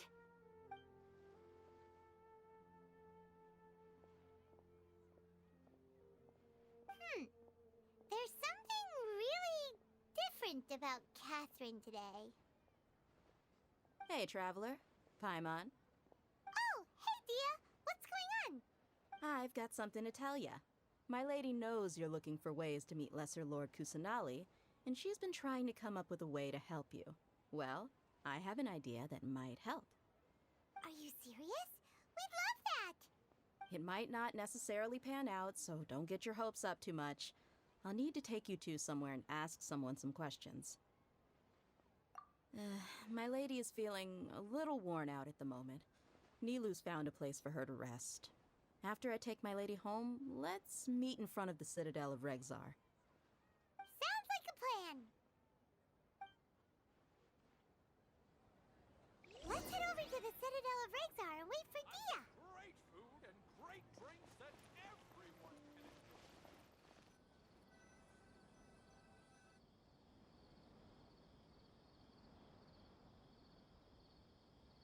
Sorry, I'm late. It took some convincing for the master and mistress to believe that Miss Dunyarzad was only sitting in the port for a while because she was in a bad mood. Anyway, I guess I should be thanking you. I haven't seen Miss Dunyarzad that happy in a long time. If it wasn't for you two, she probably would have been caught and dragged back much earlier. You sure sound a whole lot nicer than when we first met, Dia. Who would have thought you had such a soft spot for Dunyarzad? It's called being a professional. I'm a bodyguard, and I work for whoever's paying. Look, Dia's blushing. Listen, you two. I don't expect to be working for Miss Dunyarzad very long, but I hope to finish things on a positive note if possible. Let's cut the chit-chat and head into the Citadel. We'll see if the person I know has a way for you two to meet with the Lesser Lord.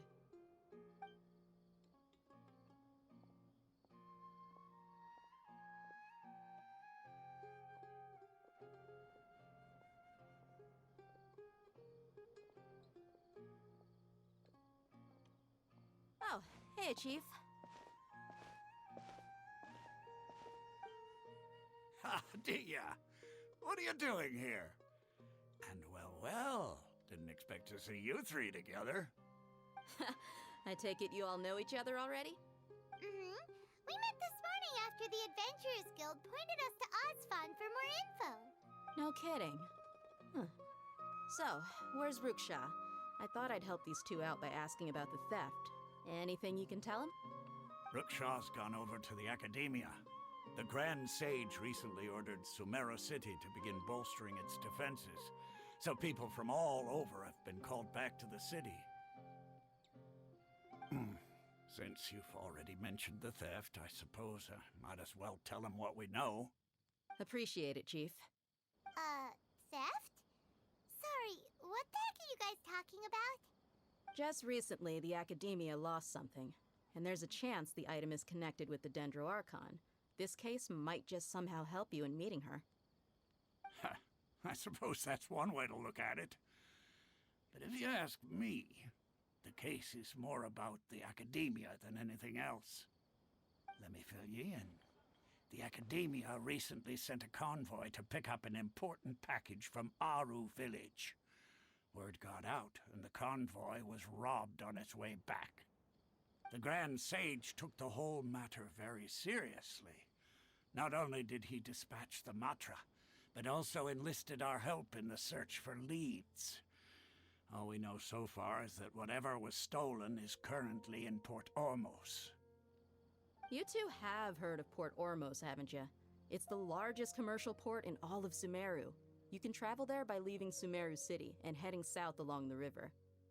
The Academia's grip isn't long enough to reach all the way to Port Ormos, so the city's a little more laid back, meaning the population's also a mixed bag. You never know who you'll meet there. Apparently what was lost has a great deal to do with the Akasha, knowledge, and even the gods. I'm afraid I don't have any other details for you, though. If you're interested, Maybe you can head to Port Ormos and ask around yourselves. If you want my advice, try introducing yourselves as students of the Academia once you're there. Are you serious, Chief? All the Academia students are in Sumeru City, you know. Why should they pretend to be students in Port Ormos? If you're also interested, just go there and see what happens. Count me out. I've got plenty of work to do here for the Homayani family. And take it from me, if you two really do decide to visit Port Ormos, you'd best watch your backs. Let's just say that the Eremites there aren't nearly as friendly as those here in Sumeru City. There are even some extremists who go around shouting slogans like, "Retake Sumeru for the Scarlet King." Word is that more and more are joining their movement. They're becoming a real headache for Chief and the others. You bet they are. The Scarlet King's been dead for thousands of years. Now they start spreading rumors of his return. Ridiculous. Not everyone's like you, Chief. Even the desert natives who abandoned their homes in the wilderness still wish to have a god of their own. Well, Traveler, that's about all the information we have for you. Thanks, Dia! And you too, Osfond! Since we've gathered all we could for the moment in Sumeru City, let's head to Port Ormos and see what we can find next. Miss Dunyarzad is looking forward to seeing you both at the Sub-Zeru's festival, so be sure to get yourselves back here in time for that. Good. Then we'll see you both at the Sub-Zeru's festival.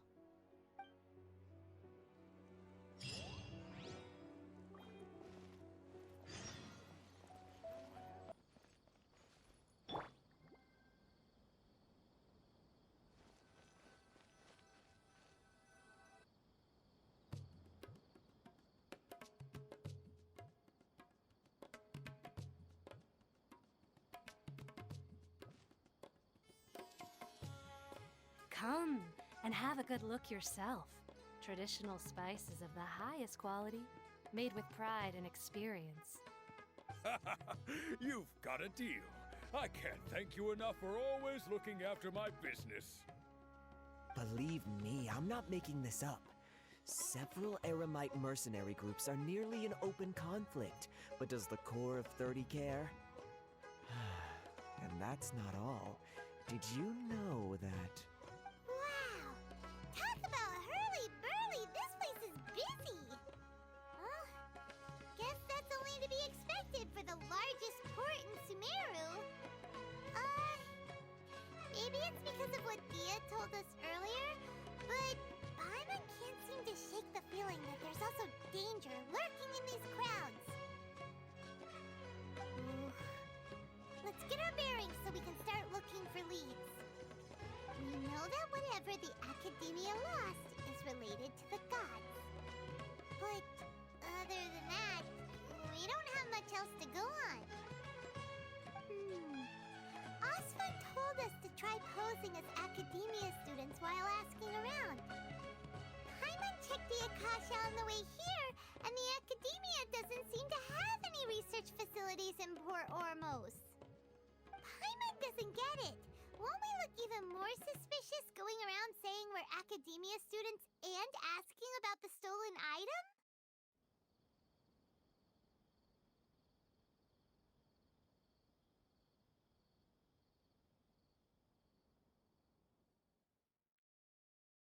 Well, given all the people that come through here every day, if there's any information to be found, Paimon bets we could find it in the market. Let's ask around and see what we come up with.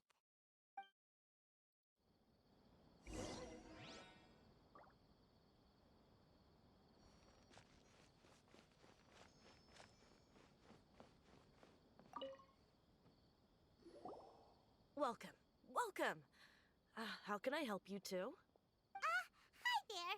We would like to ask you a question. Do students from the Academia ever come to Port Ormos? Of course. Especially around this time of year. Students from Sumeru City that are about to graduate often come to Port Ormos to cut loose a little. Many people often talk about how hard it is to get accepted into the Academia, let alone graduate. But those who finish their studies and go on to become full-time researchers at the Academia have it even harder. Sure, we may not be Sumeru City, but Port Ormos offers beautiful scenery and a stress-free environment. Some even say it's good luck to come to Port Ormos, so students and researchers come flocking here when things get to be too much at the Academia. Ah, you see over there? Those are students from the Academia. They've been looking worried and miserable ever since they got here a few days ago. If you ask me, the life of a merchant is better. So long as the Akasha teaches us what we need, then life is good. Those students seem to be discussing something. Let's see if we can listen in.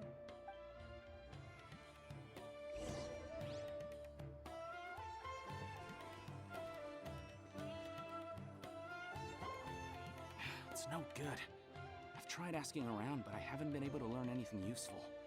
Not to mention that a bunch of scary-looking Eremite mercenaries have been posted along the streets now. There's been a lot of fighting between the different Eremite factions in Port Ormos. If we choose to move on our own, then it would be wise to steer clear of them. Especially the group that's constantly shouting some stuff about the Scarlet King and some resurrection. I've even heard that the Citadel of Regzar is starting to get fed up with them. What was that group called again? Ein something or other? They're called Ein El Akhmar. Today, I heard that the thing we're after might be in their possession at the moment. Wait, come again? Don't you see? Many of the Eremites in Port Ormos deal with trading this kind of thing. They're usually pretty wary of outsiders, but not so with students of the Academia. It's because the kind of goods that students are looking for aren't the kind of goods that Eremites are after. As long as they know you're a student, then deals can be made.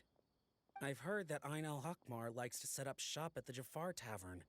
Supposedly, if you're willing to part with 500,000 mora, they'll give you info on anything. Wait, did you say 500,000? If information alone costs that much, then how could we ever afford to buy what we're looking for? I guess we might as well give up on trying to graduate this way. I wouldn't worry too much.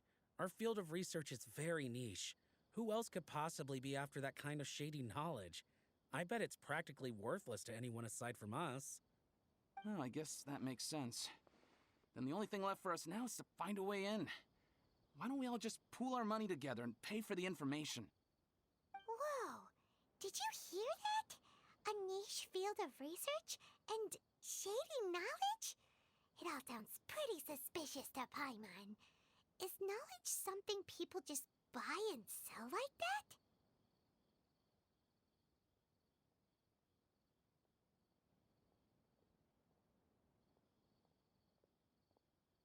So, what's our plan? Wait, didn't you hear what they just said? Buying information is going to cost us 500,000 mora! Have you lost your mind?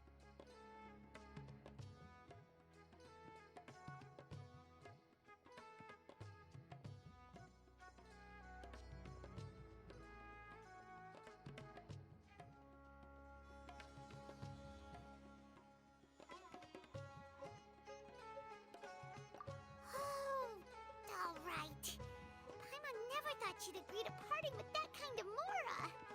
But if you know what you're doing, then we should give it a shot.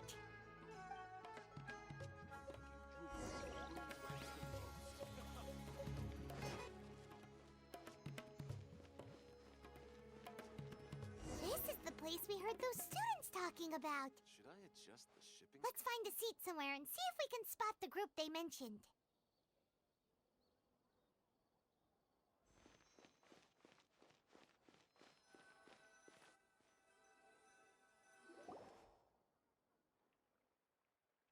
Oh, you've arrived. The boss? Ha!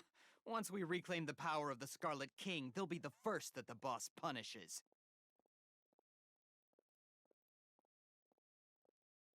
They're nothing to be afraid of. Our main rival now is the Caracal Battalion. They've also amassed a significant amount of mora this time, so we mustn't underestimate them. How can the Caracal Battalion compete with the boss when they're nothing but a bunch of money-grubbing opportunists out for a quick mora? Yeah, with Boss's fervent devotion, he'll be able to use this power to bring our god back this time. Huh. All these guys talk about is the Scarlet King, so they're probably the ones we're looking for. Greater Lord Ruka Devata. That traitor and her followers must not be spared. The day will come when the Scarlet King exacts vengeance on Sumeru, and all of them shall be punished. Yeah, Paimon was wondering what they meant too. We should ask about that if we get the chance later. What's going on? How can Huh? Who are you? What do you want?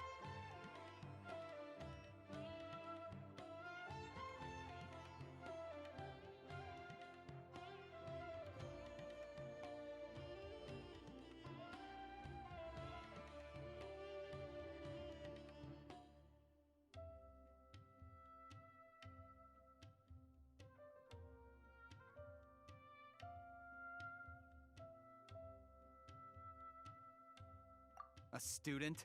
Huh. What's a student from Sumeru City doing in Port Ormos? Ah, well, if it's info you want, you've come to the right place. The question is, can you afford it?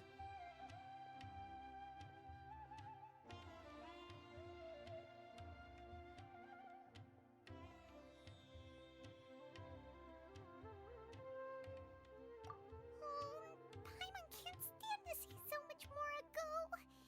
But there's no other choice right now. Here, this is the merchant's address. Whatever you're looking for, you'll find it there. Hmm? Well, what are you waiting for? Oh, that's right. We heard you mention the Scarlet King just now. We're actually interested to know more because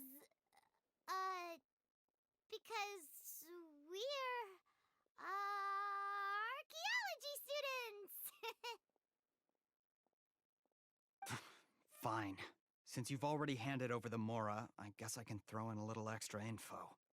As you can see, members of Ain al-Ahmar are devout believers of the Scarlet King. Years ago, the Scarlet King founded the great desert nation that was our homeland.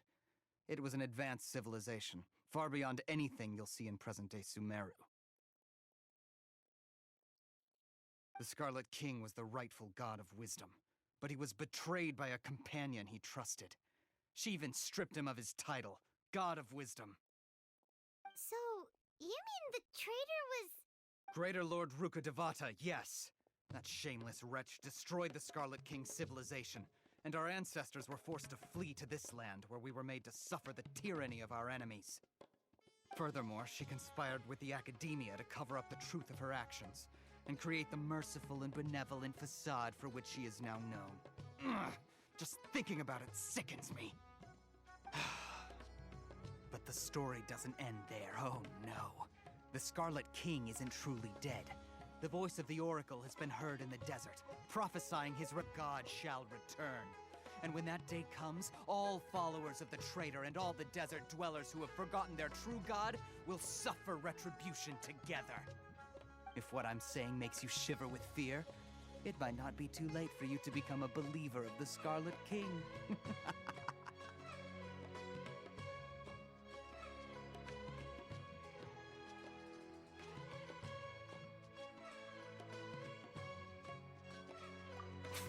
I don't have anything to say to you Academia people about that. I think this conversation has reached its end. Not just yet.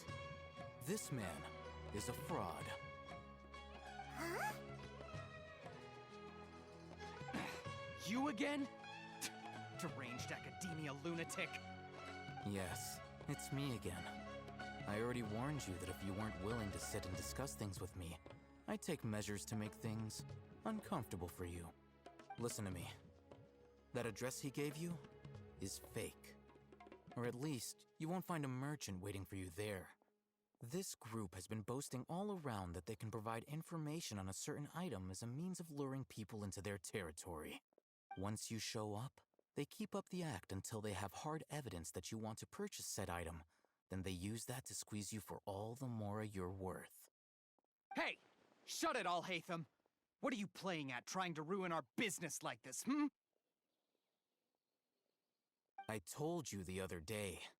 I wish to discuss my terms with your boss. Ha! The boss made it perfectly clear that he won't negotiate with you. Yes, and in no uncertain terms. But that was then. It does not preclude him from changing his mind in the future. I'm warning you. Don't push us, or this could get ugly. We don't usually get rough with people from the Academia because it just complicates things. For a lunatic like you, though, we might just have to make an exception.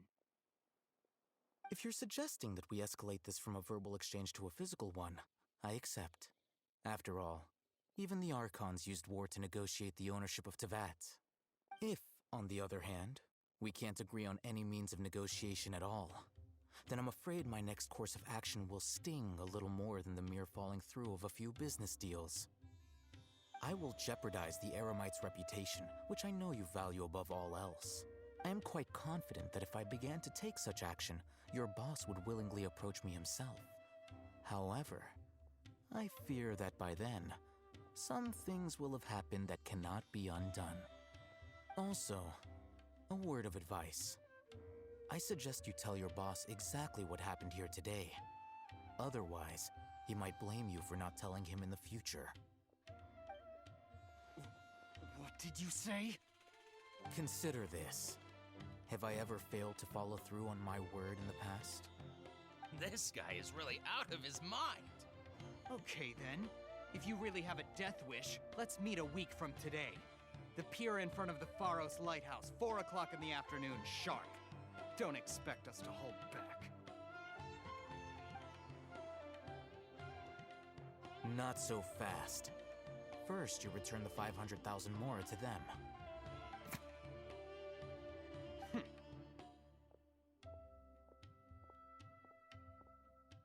Please, I beg you, don't provoke them. We can't afford any trouble with this crowd. They haven't even paid for their food yet. Ah, Mr. Einman. There appears to be fewer staff in the restaurant recently. This wouldn't happen to be because they're all busy spreading the word to the students, would it? Well... Someone who chooses to do business with a group like that really can't afford to get so flustered the instant someone confronts them about it. Consider the meal compensation for our silence. I'd say you're getting an excellent deal. Whoa, did you see that? He not only got us our mora back, but sent the Emirites running too! Plus, he seems to know a lot about what's going on around here. Let's catch up with him and ask some questions! He went that way! After him!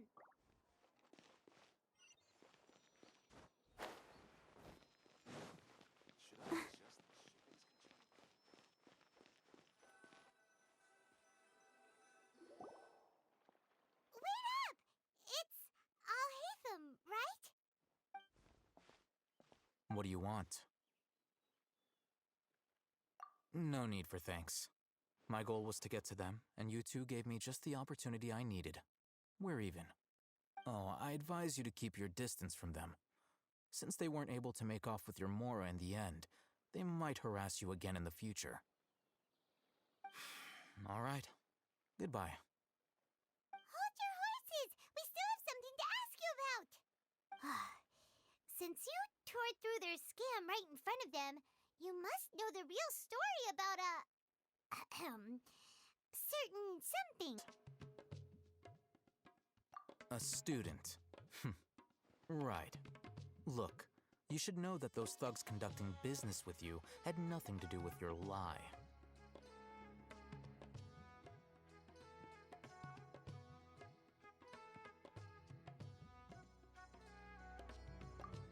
Huh? Oh, yeah! She's really strong! Weren't you saying something about a physical exchange? We can help with that. She doesn't even have a vision.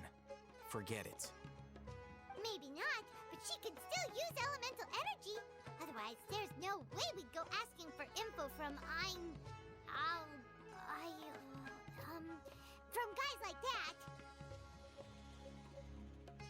Those high-headed thugs are definitely gonna bring a lot of even if you don't go alone, you won't regret taking us with you.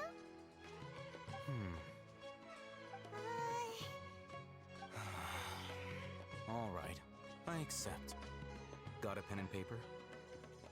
If you're searching for someone who sells that kind of merchandise, I'll give you one of their addresses, and you can try your luck. We'll reconvene at the appointed time by the pier. It doesn't matter if you show up or not. So, since you were happy to give us this merchant's information, does that mean you can tell us exactly what we're after? You were willing to part with 500,000 mora for something and you didn't even know what it was? Okay. Well, if you truly are as skilled as you claim, then you can beat the answer out of them when they become hostile. Look, if you've been making inquiries, then you have to know something by now.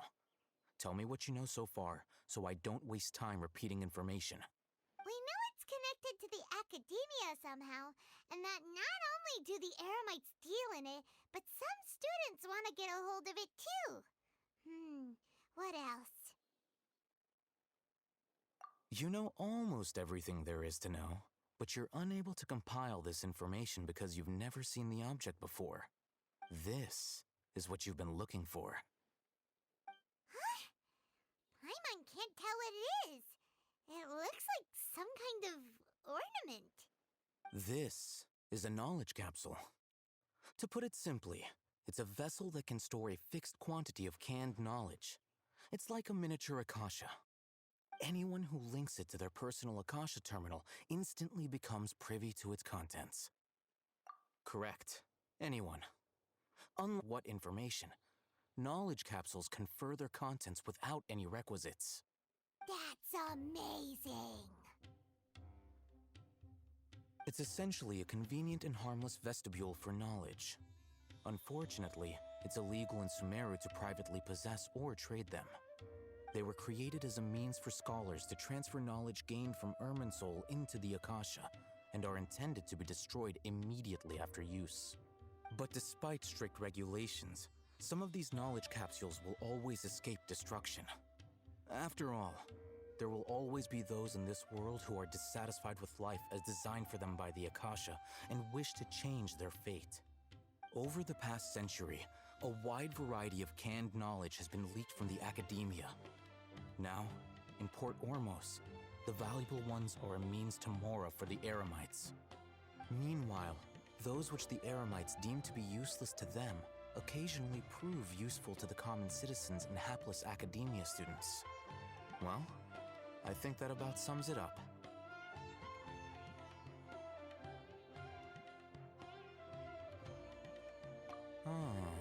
So that's your true objective. With our current arrangement, I don't believe I can offer an answer. You're still resolved. Fine. Let's talk somewhere with fewer people.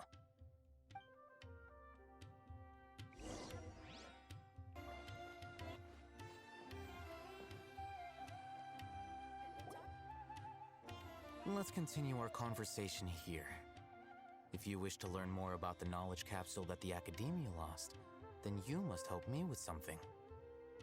I need you to find someone named Dory, a traveling merchant.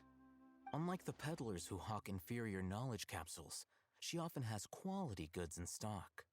Some say that as long as there is profit to be made, there is nothing she won't dare to sell. She's guarded against people from the Academia because most of her wares don't comply with Academia regulations. I think she blacklisted me. I met with her informant, but it soon became clear that they had no intention of letting me get any further. Become one of Dory's customers and earn her trust.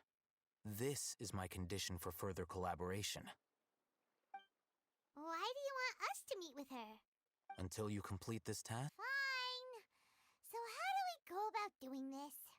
You two are outlanders who haven't been here for long, so Dory should view you as safe clients. I'll give you the informant's address and their contact password. Beyond the password, though, I have no way of knowing what other tricks she might have up her sleeve. You'll have to improvise. This is kind of nerve-wracking. The true challenge begins after you meet her. She has a keen nose for mora and a shrewd eye for wares. and she only likes customers who she deems to have good taste. I'll prepare some funds for you. Buy her highest quality wares and earn her approval. What? We only just saw a knowledge capsule for the first time! We don't know how to tell which ones are good and which ones are bad. Is that something we can learn quickly? That's true. Have you two heard of elemental sight? Oh, that's a surprise. Guess I'll have to hold you in higher regard. Anyway, that ability should resolve your issue.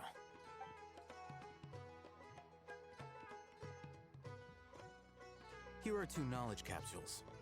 Tell me, can you detect any difference in their quality?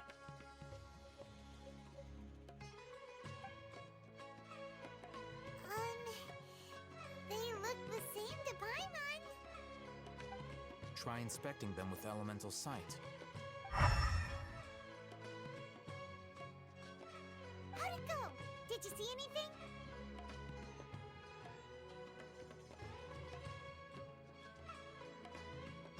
Rumor has it that higher quality knowledge capsules generally appear brighter when viewed through elemental sight. That's because knowledge originates from Irminsul, the root of Dendro power itself. The more powerful the knowledge, the richer it is in Dendro energy. However, some canned knowledge with a high concentration of elemental energy is of little use in contemporary times, so those capsules are of little value. Using elemental sight is merely a stopgap measure, but it should suffice for earning Dory's trust. That sounds pretty impressive. Here's a sheet with the informant's location and contact password, and here is the Mora for purchasing canned knowledge. Don't be cheap. You'll need to spend to catch Dory's eye. If there's any Mora left over, just keep it. Oh, and be sure to exercise some caution. There have been Matra present in Port Ormos lately. Your efforts will be for naught if they catch you.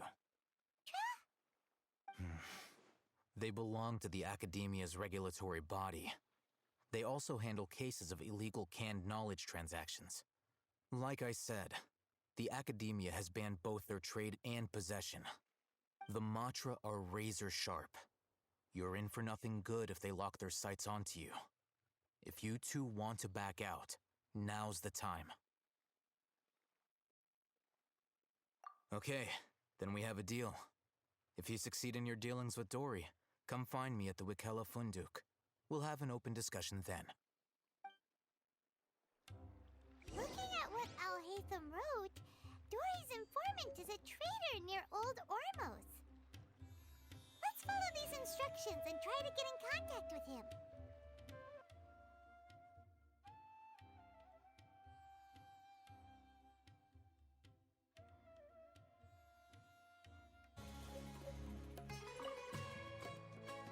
Hello.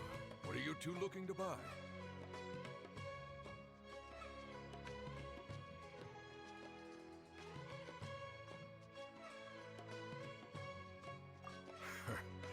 What a unique palette. We have unripe horror fruits, but we usually keep them in the back. I'll have someone escort you. Following the paper got us past the first round. Ronak, these two want to buy unripe horror fruits. Show them to the warehouse. Got it. You too. Please follow me. You two have a fascinating fashion sense. We haven't seen a customer wearing a Sumeru rose for quite some time. Every ship deserves the best. Hold on. Let me think. Sumeru Rose means common merch. No, look again. We're obviously wearing morning flowers. Ah, my mistake. I do apologize. Whew. That pop quiz sure was scary. Ah, the warehouse is up ahead. Please follow me.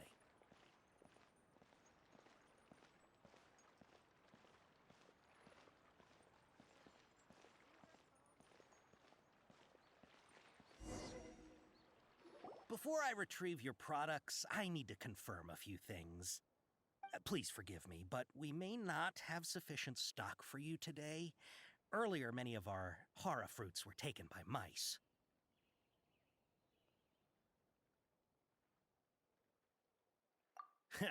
Thanks. If better goods come in, you'll be the first to know. You look like you have some skill. Why don't I pick out some fruits that'll make you dizzy?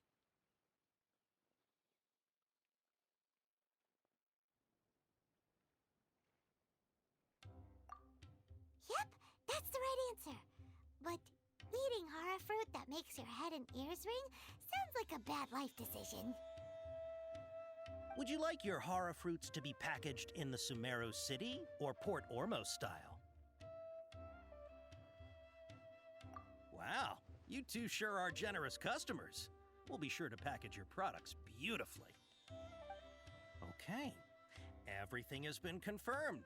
Miss Dory is waiting for you up at... Shoot, it's the Matra! Run! What? The Matra? Where? Oh, Hathams, we don't know this area, so let's follow that informant.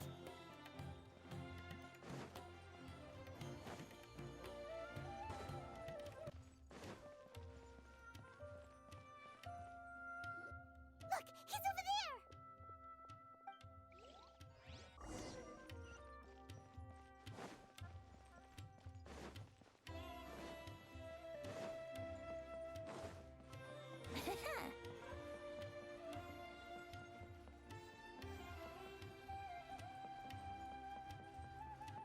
Hey, if you're hiding from the Rishbaland tiger, come this way! Another password! Huh? Oh, that voice came from behind the building on the right! Here, over here. You can stop running now.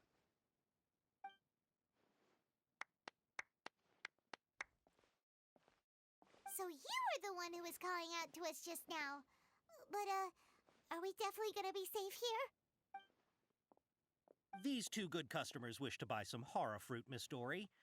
And if there's nothing else, I'll just excuse myself. Oh, very good. Thank you. Huh? Wait, you're Dory? Paimon sure thought you'd look a whole lot scarier. Hey, what are you trying to say, Princess Pea-Brain? I can be scary enough when I need to be, believe you me. If you don't watch what you say, then you can forget about doing any business. But it seems you two have actually done pretty well so far. Not only did you manage to find the informant, your reactions were also pretty sharp. You don't really look like criminals or anything, but I bet my Mora that you've been involved in some shady dealings, haven't you? Paimon's not sure if that's supposed to be a compliment, but we'll take it. I can't risk doing business with people who start huffing and puffing after just a few paces. No matter how much Mora they might have. Not only will they get caught by the Matra, but they'll also get us into trouble. As decent folks trying to run an honest business. We don't need any of that. It's your first time here, but don't worry, I won't ask too many questions. Even if you wish to buy enough knowledge capsules to decorate your house with, please, knock yourself out. As long as you have lots of round, shiny Mora, then we're all good. Ah, yes, of course, of course. Go ahead, help yourselves. Voila! Wow, she has a trove of canned knowledge. Whew. She'd probably be in serious trouble if the Matra caught her with all this. What kind of products do you seek, my dear customers? Don't worry, I'm not interested in your reasons for buying. I can, however, offer some suggestions. Take this one, for example. An analysis of the sociological ideology and dialectics of the Hilichurls. Only 3 people in all of Teyvat have ever studied it, making it extremely rare. It's on sale now for 350,000 Mora. Yeesh, who would want to be an expert in that topic? Or how about the architectural styles and construction methods of Teyvat in the early Archon War period? With this one, you can become an expert in historic architecture preservation and find an excellent, well-paying job in nearly any nation. Ooh, now this sounds like it could be useful. 2 million Mora, and it's yours. No discounts. Whoa! That's a lot of Mora! Of course, you are free to pick whatever your heart's desire. The contents and price of each knowledge capsule are indicated in small text on the body of each one, down at the bottom. Alright, let's try the method that Alhaitham mentioned.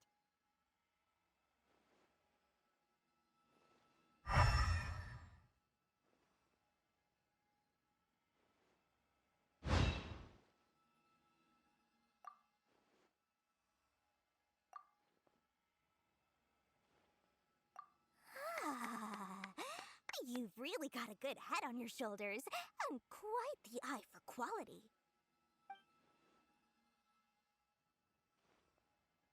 We'll take these, please and thank you. My oh my, you are blessed with a taste for both the exquisite and the extravagant. Customers like 1,000 even. Listen, I have a special offer for you two. If you spend just 100,000 more, you can pick any knowledge capsule of your choice up to a value of 1 million Mora.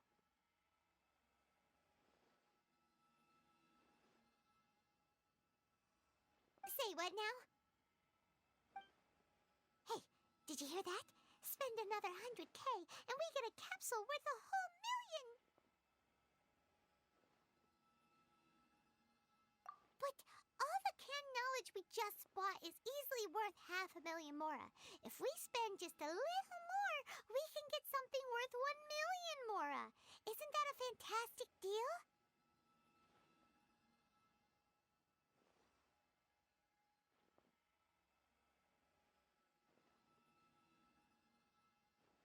Think about it. We've gone to all this trouble to get this canned knowledge. And so far, everything we bought belongs to Alhaitham.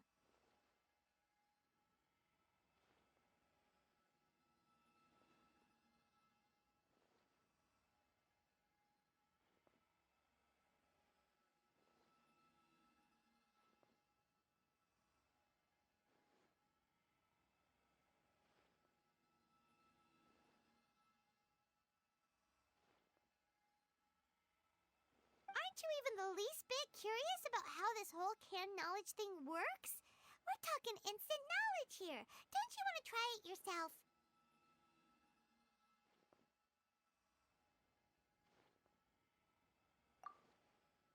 Come on, come on. We still have around 100,000 of Alhaitham's Mora left. So let's put it to good use by finding something useful for you. Ahem. You've got a deal, Dory. We'd like to spend an extra 100,000 Mora. Excellent. Then please, select from this fine collection of canned knowledge over here.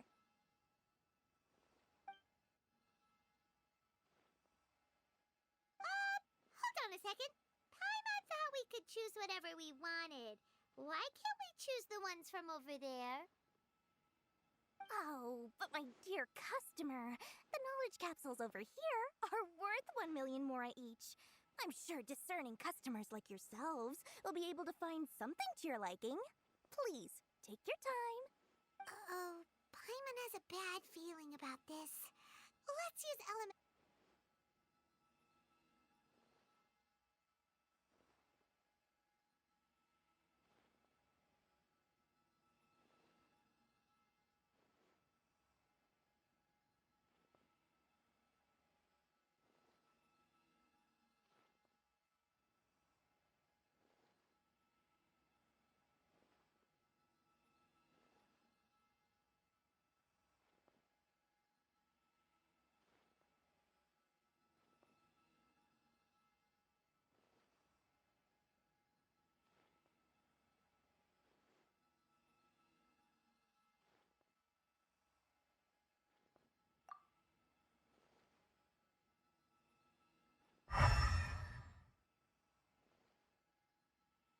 So, what did you see?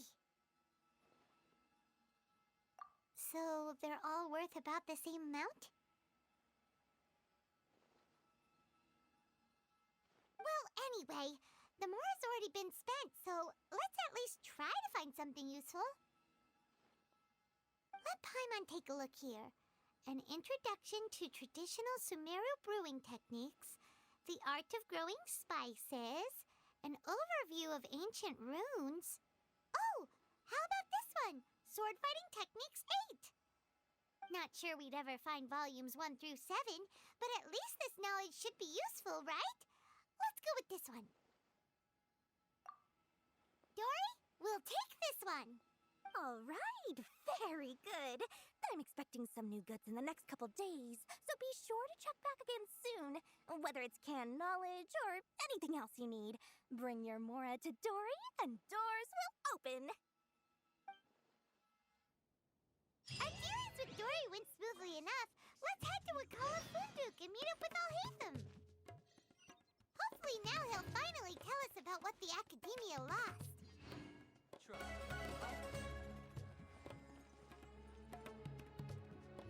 Ha! You two made it. And from the looks on your faces, you were successful. Whoa, there's so many people from the Academia here. Why would you pick this place as our meetup spot? Well, Wakela Funduk is under the Academia's control, so naturally the Academia has people working here. I came to Port Ormos under the pretense of conducting official business. You're a pretty daring guy. Relax. No one here is interested in anything we say, and the Matcher won't come here. Okay now, tell me how your encounter with Dory went.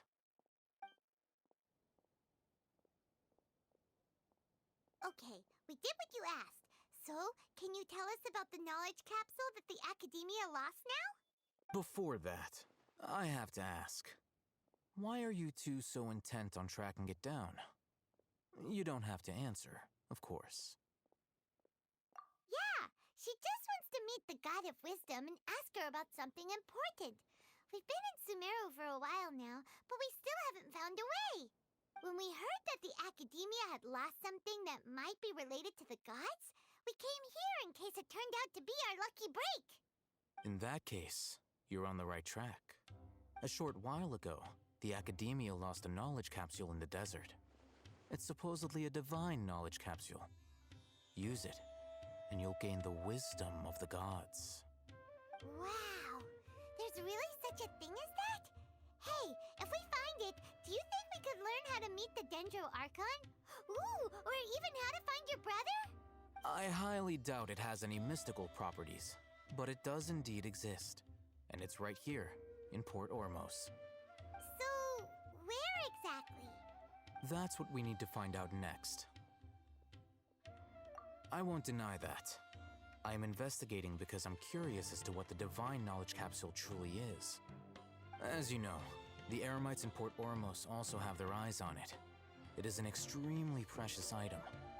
The knowledge contained within may bring great power or wealth to whoever has it in their possession. Several brigades have been vying for ownership of it as of late, but there is still no victor, the Eremites. After attempting various methods, I finally managed to reach a tentative agreement with several brigades. I agreed to forego ownership of the divine knowledge capsule in exchange for the opportunity to study it. After all, there's no harm in understanding what it is. However, there are those who are less amenable to negotiation, such as those from Ain al-Ahmar. They adamantly believe that the divine knowledge capsule contains the Scarlet King's power, and that he will return to this world when they obtain it. They refuse to let anyone from the Academia tarnish their deity's soul. So you kept hounding them because they refused to cooperate with you? Yes. Ain al-Ahmar isn't exactly wealthy, but its members are determined to get that capsule by any means necessary. To that end, they've resorted to many methods more foul than fair in order to amass sufficient funds. So, I've been sabotaging their business to force them into negotiating with me. The divine knowledge capsule should be up for a secret auction within the next few days. Each brigade will place their own bid, and the prize will be covertly given to the winner. To ensure the capsule's security and to evade the Matra's notice, the winning brigade will not publicly disclose their victory.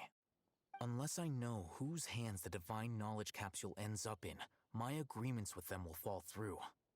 Dory is the most reliable source of information, but that avenue was previously closed to me. With you on board now, the situation is different. In other words, you wanted us to befriend Dory so you could find out where the Divine Knowledge Capsule is. Yes, you can say that. But this arrangement harms none of us. The day after tomorrow, go back to Dory and try to purchase information on the Divine Knowledge Capsule's whereabouts. If she has no information, wait 2 days and approach her again. If I get the opportunity to study the Divine Knowledge Capsule, I will relay my findings to you. Will that suffice as compensation?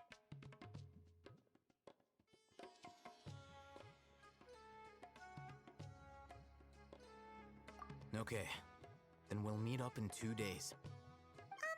Alhaitham, before you go, we actually bought a knowledge capsule for ourselves, but we're not sure how to use it. You two want to try using a knowledge capsule? Sure, I can teach you. Doing so right under the Academia's nose is a bit problematic, though. What do you...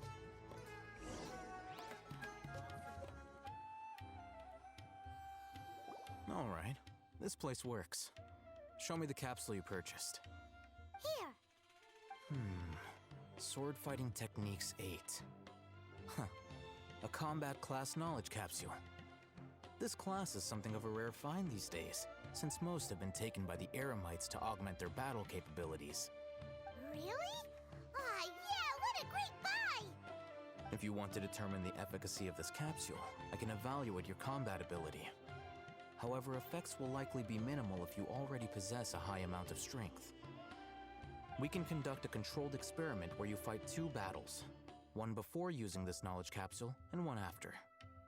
While you fight, we can use an Akasha terminal to monitor your various physical parameters. There may be variances in your physical strength between the 2 tests, as well as a disparity in your opponent's abilities. But don't worry, I'll run statistical analyses afterward to mitigate any confounding effects.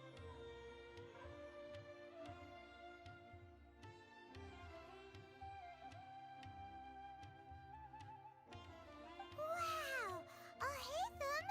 You must have been one of those guys at the Academia who got top grades on everything. Paimon's curious about something, though. You definitely weren't one of those students who needed canned knowledge to graduate from the Academia, right? So, why are you risking getting caught by the Matra for this capsule?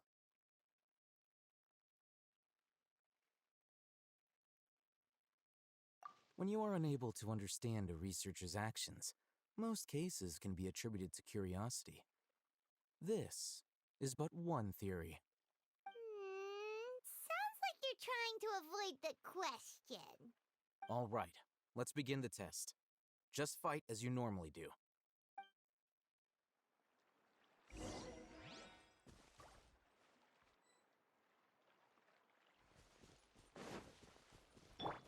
You can't run!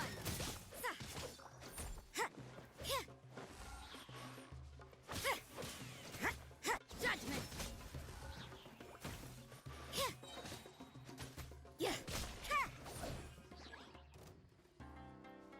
Lights out.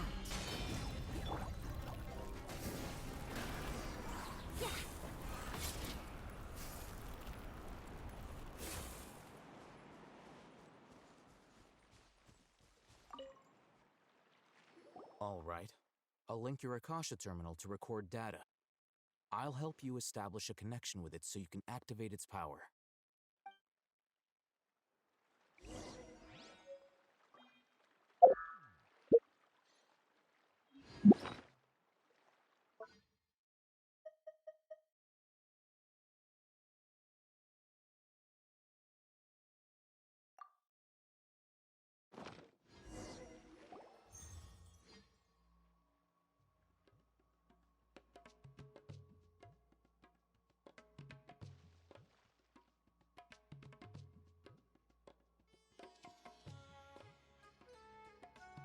Hey, how are you feeling?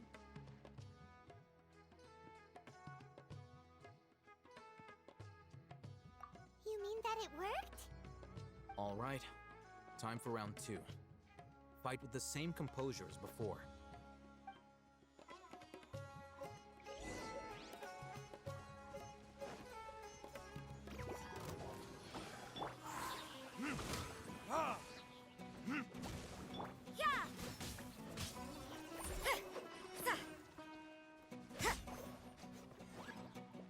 run!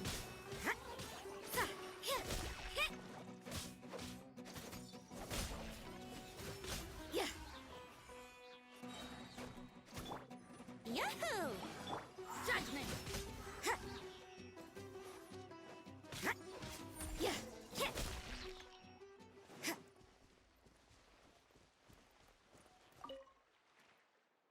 Now, I'll start recording data again. Oh, hey, Thumb. How's it going? Well, the knowledge capsule you purchased did improve her combat capability. During the second fight, her overall fighting performance increased by 0.073%. Wait, how much?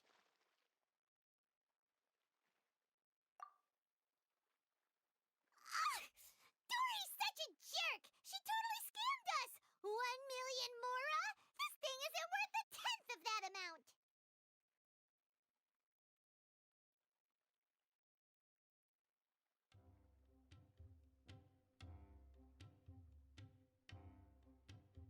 Of course, this could be because she is so powerful that the capsule's contents were unable to produce a substantial increase.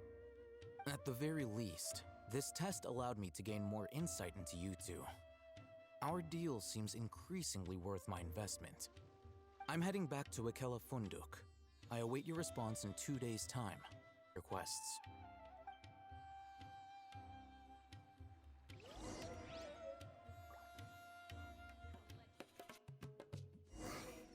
Let's see Dory today and ask her about where the Divine Knowledge Capsule is.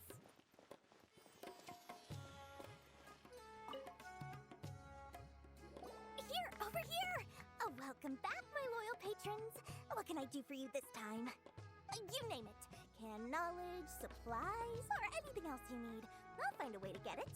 Where there's a waterfall of Mora, there's a way. Can you really get us anything we want? Anything at all? So it appears that canned knowledge alone is no longer sufficient for your opulent appetite. Then please, oblige me. Tell me what you have in mind.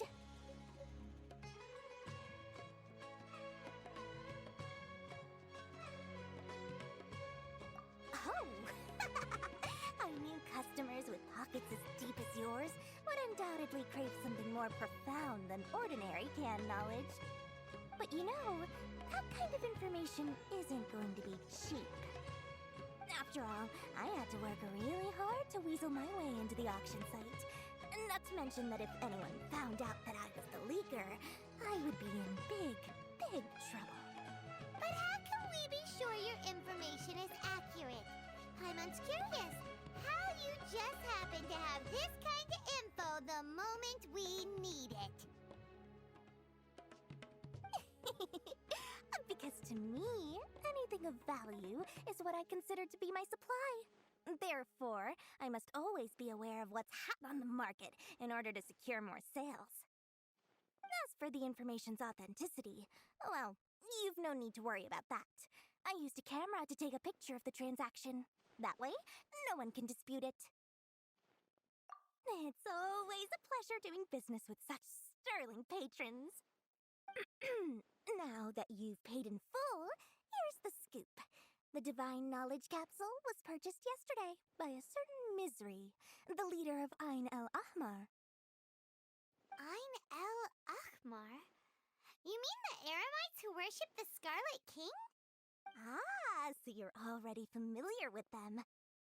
The group has done everything in their power to obtain the Divine Knowledge Capsule. After all, they believe it contains the power of the Scarlet King. That Divine Knowledge Capsule is unlike any other canned knowledge I've seen before. It was glowing bright red. Thanks for the info, Dory. Please, it's my pleasure. It's all thanks to discerning customers such as yourselves that my efforts yesterday were not in vain.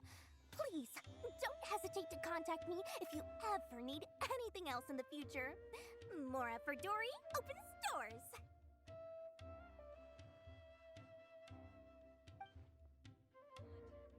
Well, we figured out where the Divine Knowledge Capsule is. Turns out, it ended up in the hands of Ain el-Ahmar.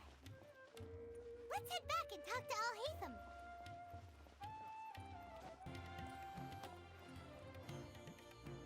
Al-Haytham, we got the info you wanted. Really? All right. Let's hear it. Dory even gave us evidence to verify the intel. Have a look. Huh, look at that. Clear as day. It must have taken some guts just to infiltrate the scene of the Eremites transaction. But then to get close enough to take a picture like this. Bold move, Dory. Very bold move. All right. The person in this picture is indeed Misery, the leader of Ain al-Ahmar. And the glowing red capsule he's holding appears to be the Divine Knowledge capsule.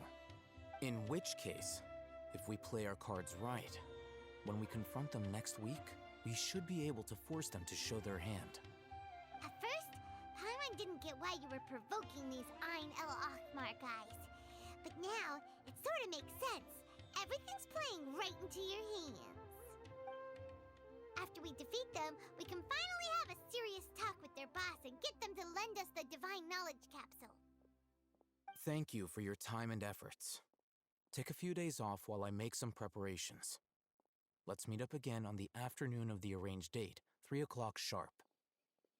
See you then.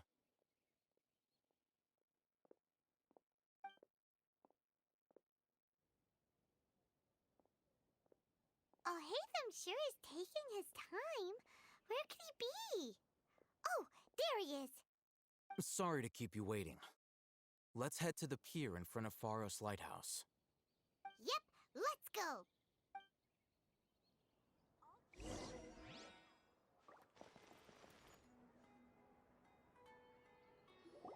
Al-Haytham. I knew you were crazy, but I didn't know you were crazy enough to actually show up. It was I who demanded that these negotiations take place. I was more worried that you might go back on your promise. But to your credit, it appears that you're sticking to your word. This is turning into quite an occasion. I also brought some backup. I assume you don't mind. Backup? Aren't you the brat from the restaurant the other day? You've come to support this lunatic because he helped you out? Fine, your funeral. I'm not going to mince my words. Once we're done with you, you'll be nothing more than fish food. Get 'em, boys!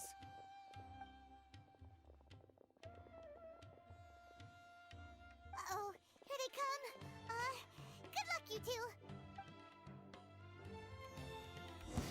That's close enough. Time for retribution! Think you can get away? Where do you think Punishment! Yeah!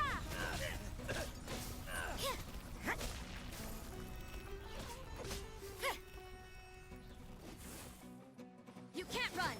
Yeah. Let's dance.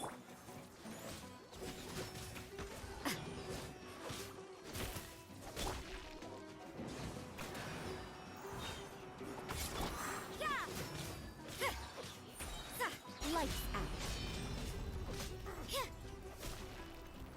Yeah. Take my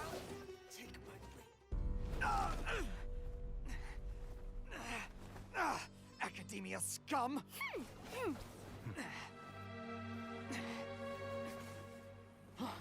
Boss! Finally! Did you use it? Great! Now we can... Huh? Boss? Boss!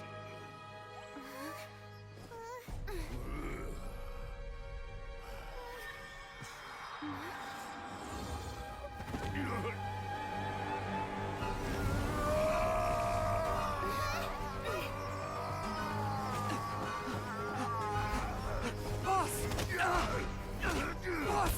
What's wrong? What happened to him?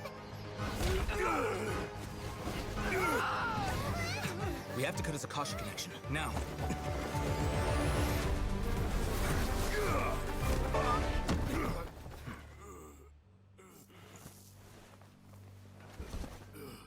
Target acquired. Arrest him.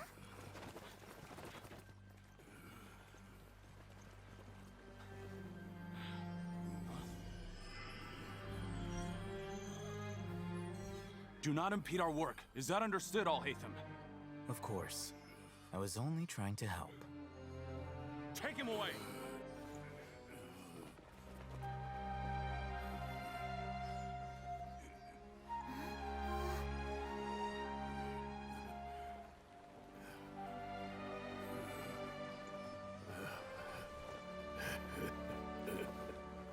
World, forget me.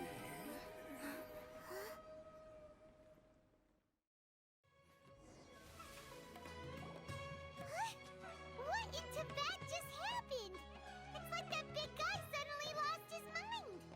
It looks like he used the Divine Knowledge Capsule. You mean the Divine Knowledge Capsule did that to him?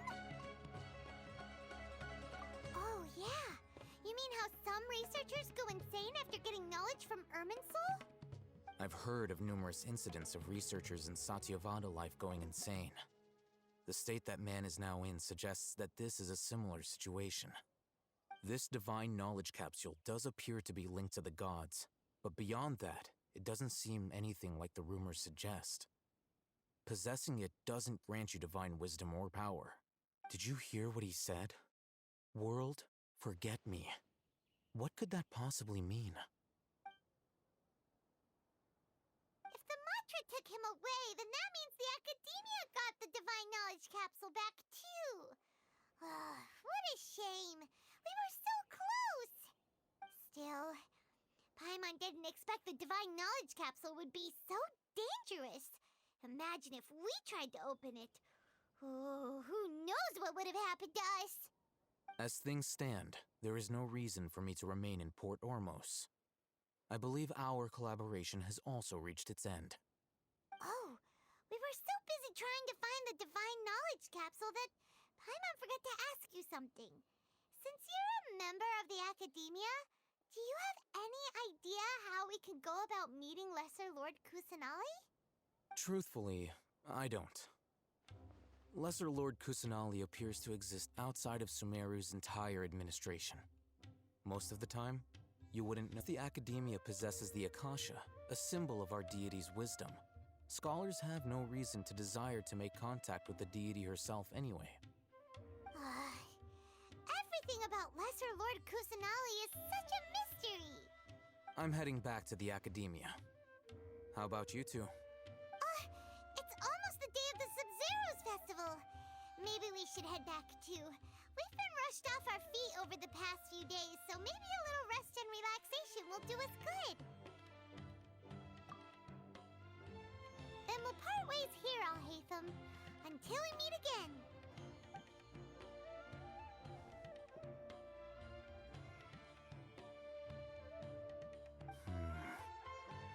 Now, do I deal with this thing first? Or should I produce the report that the higher-ups require?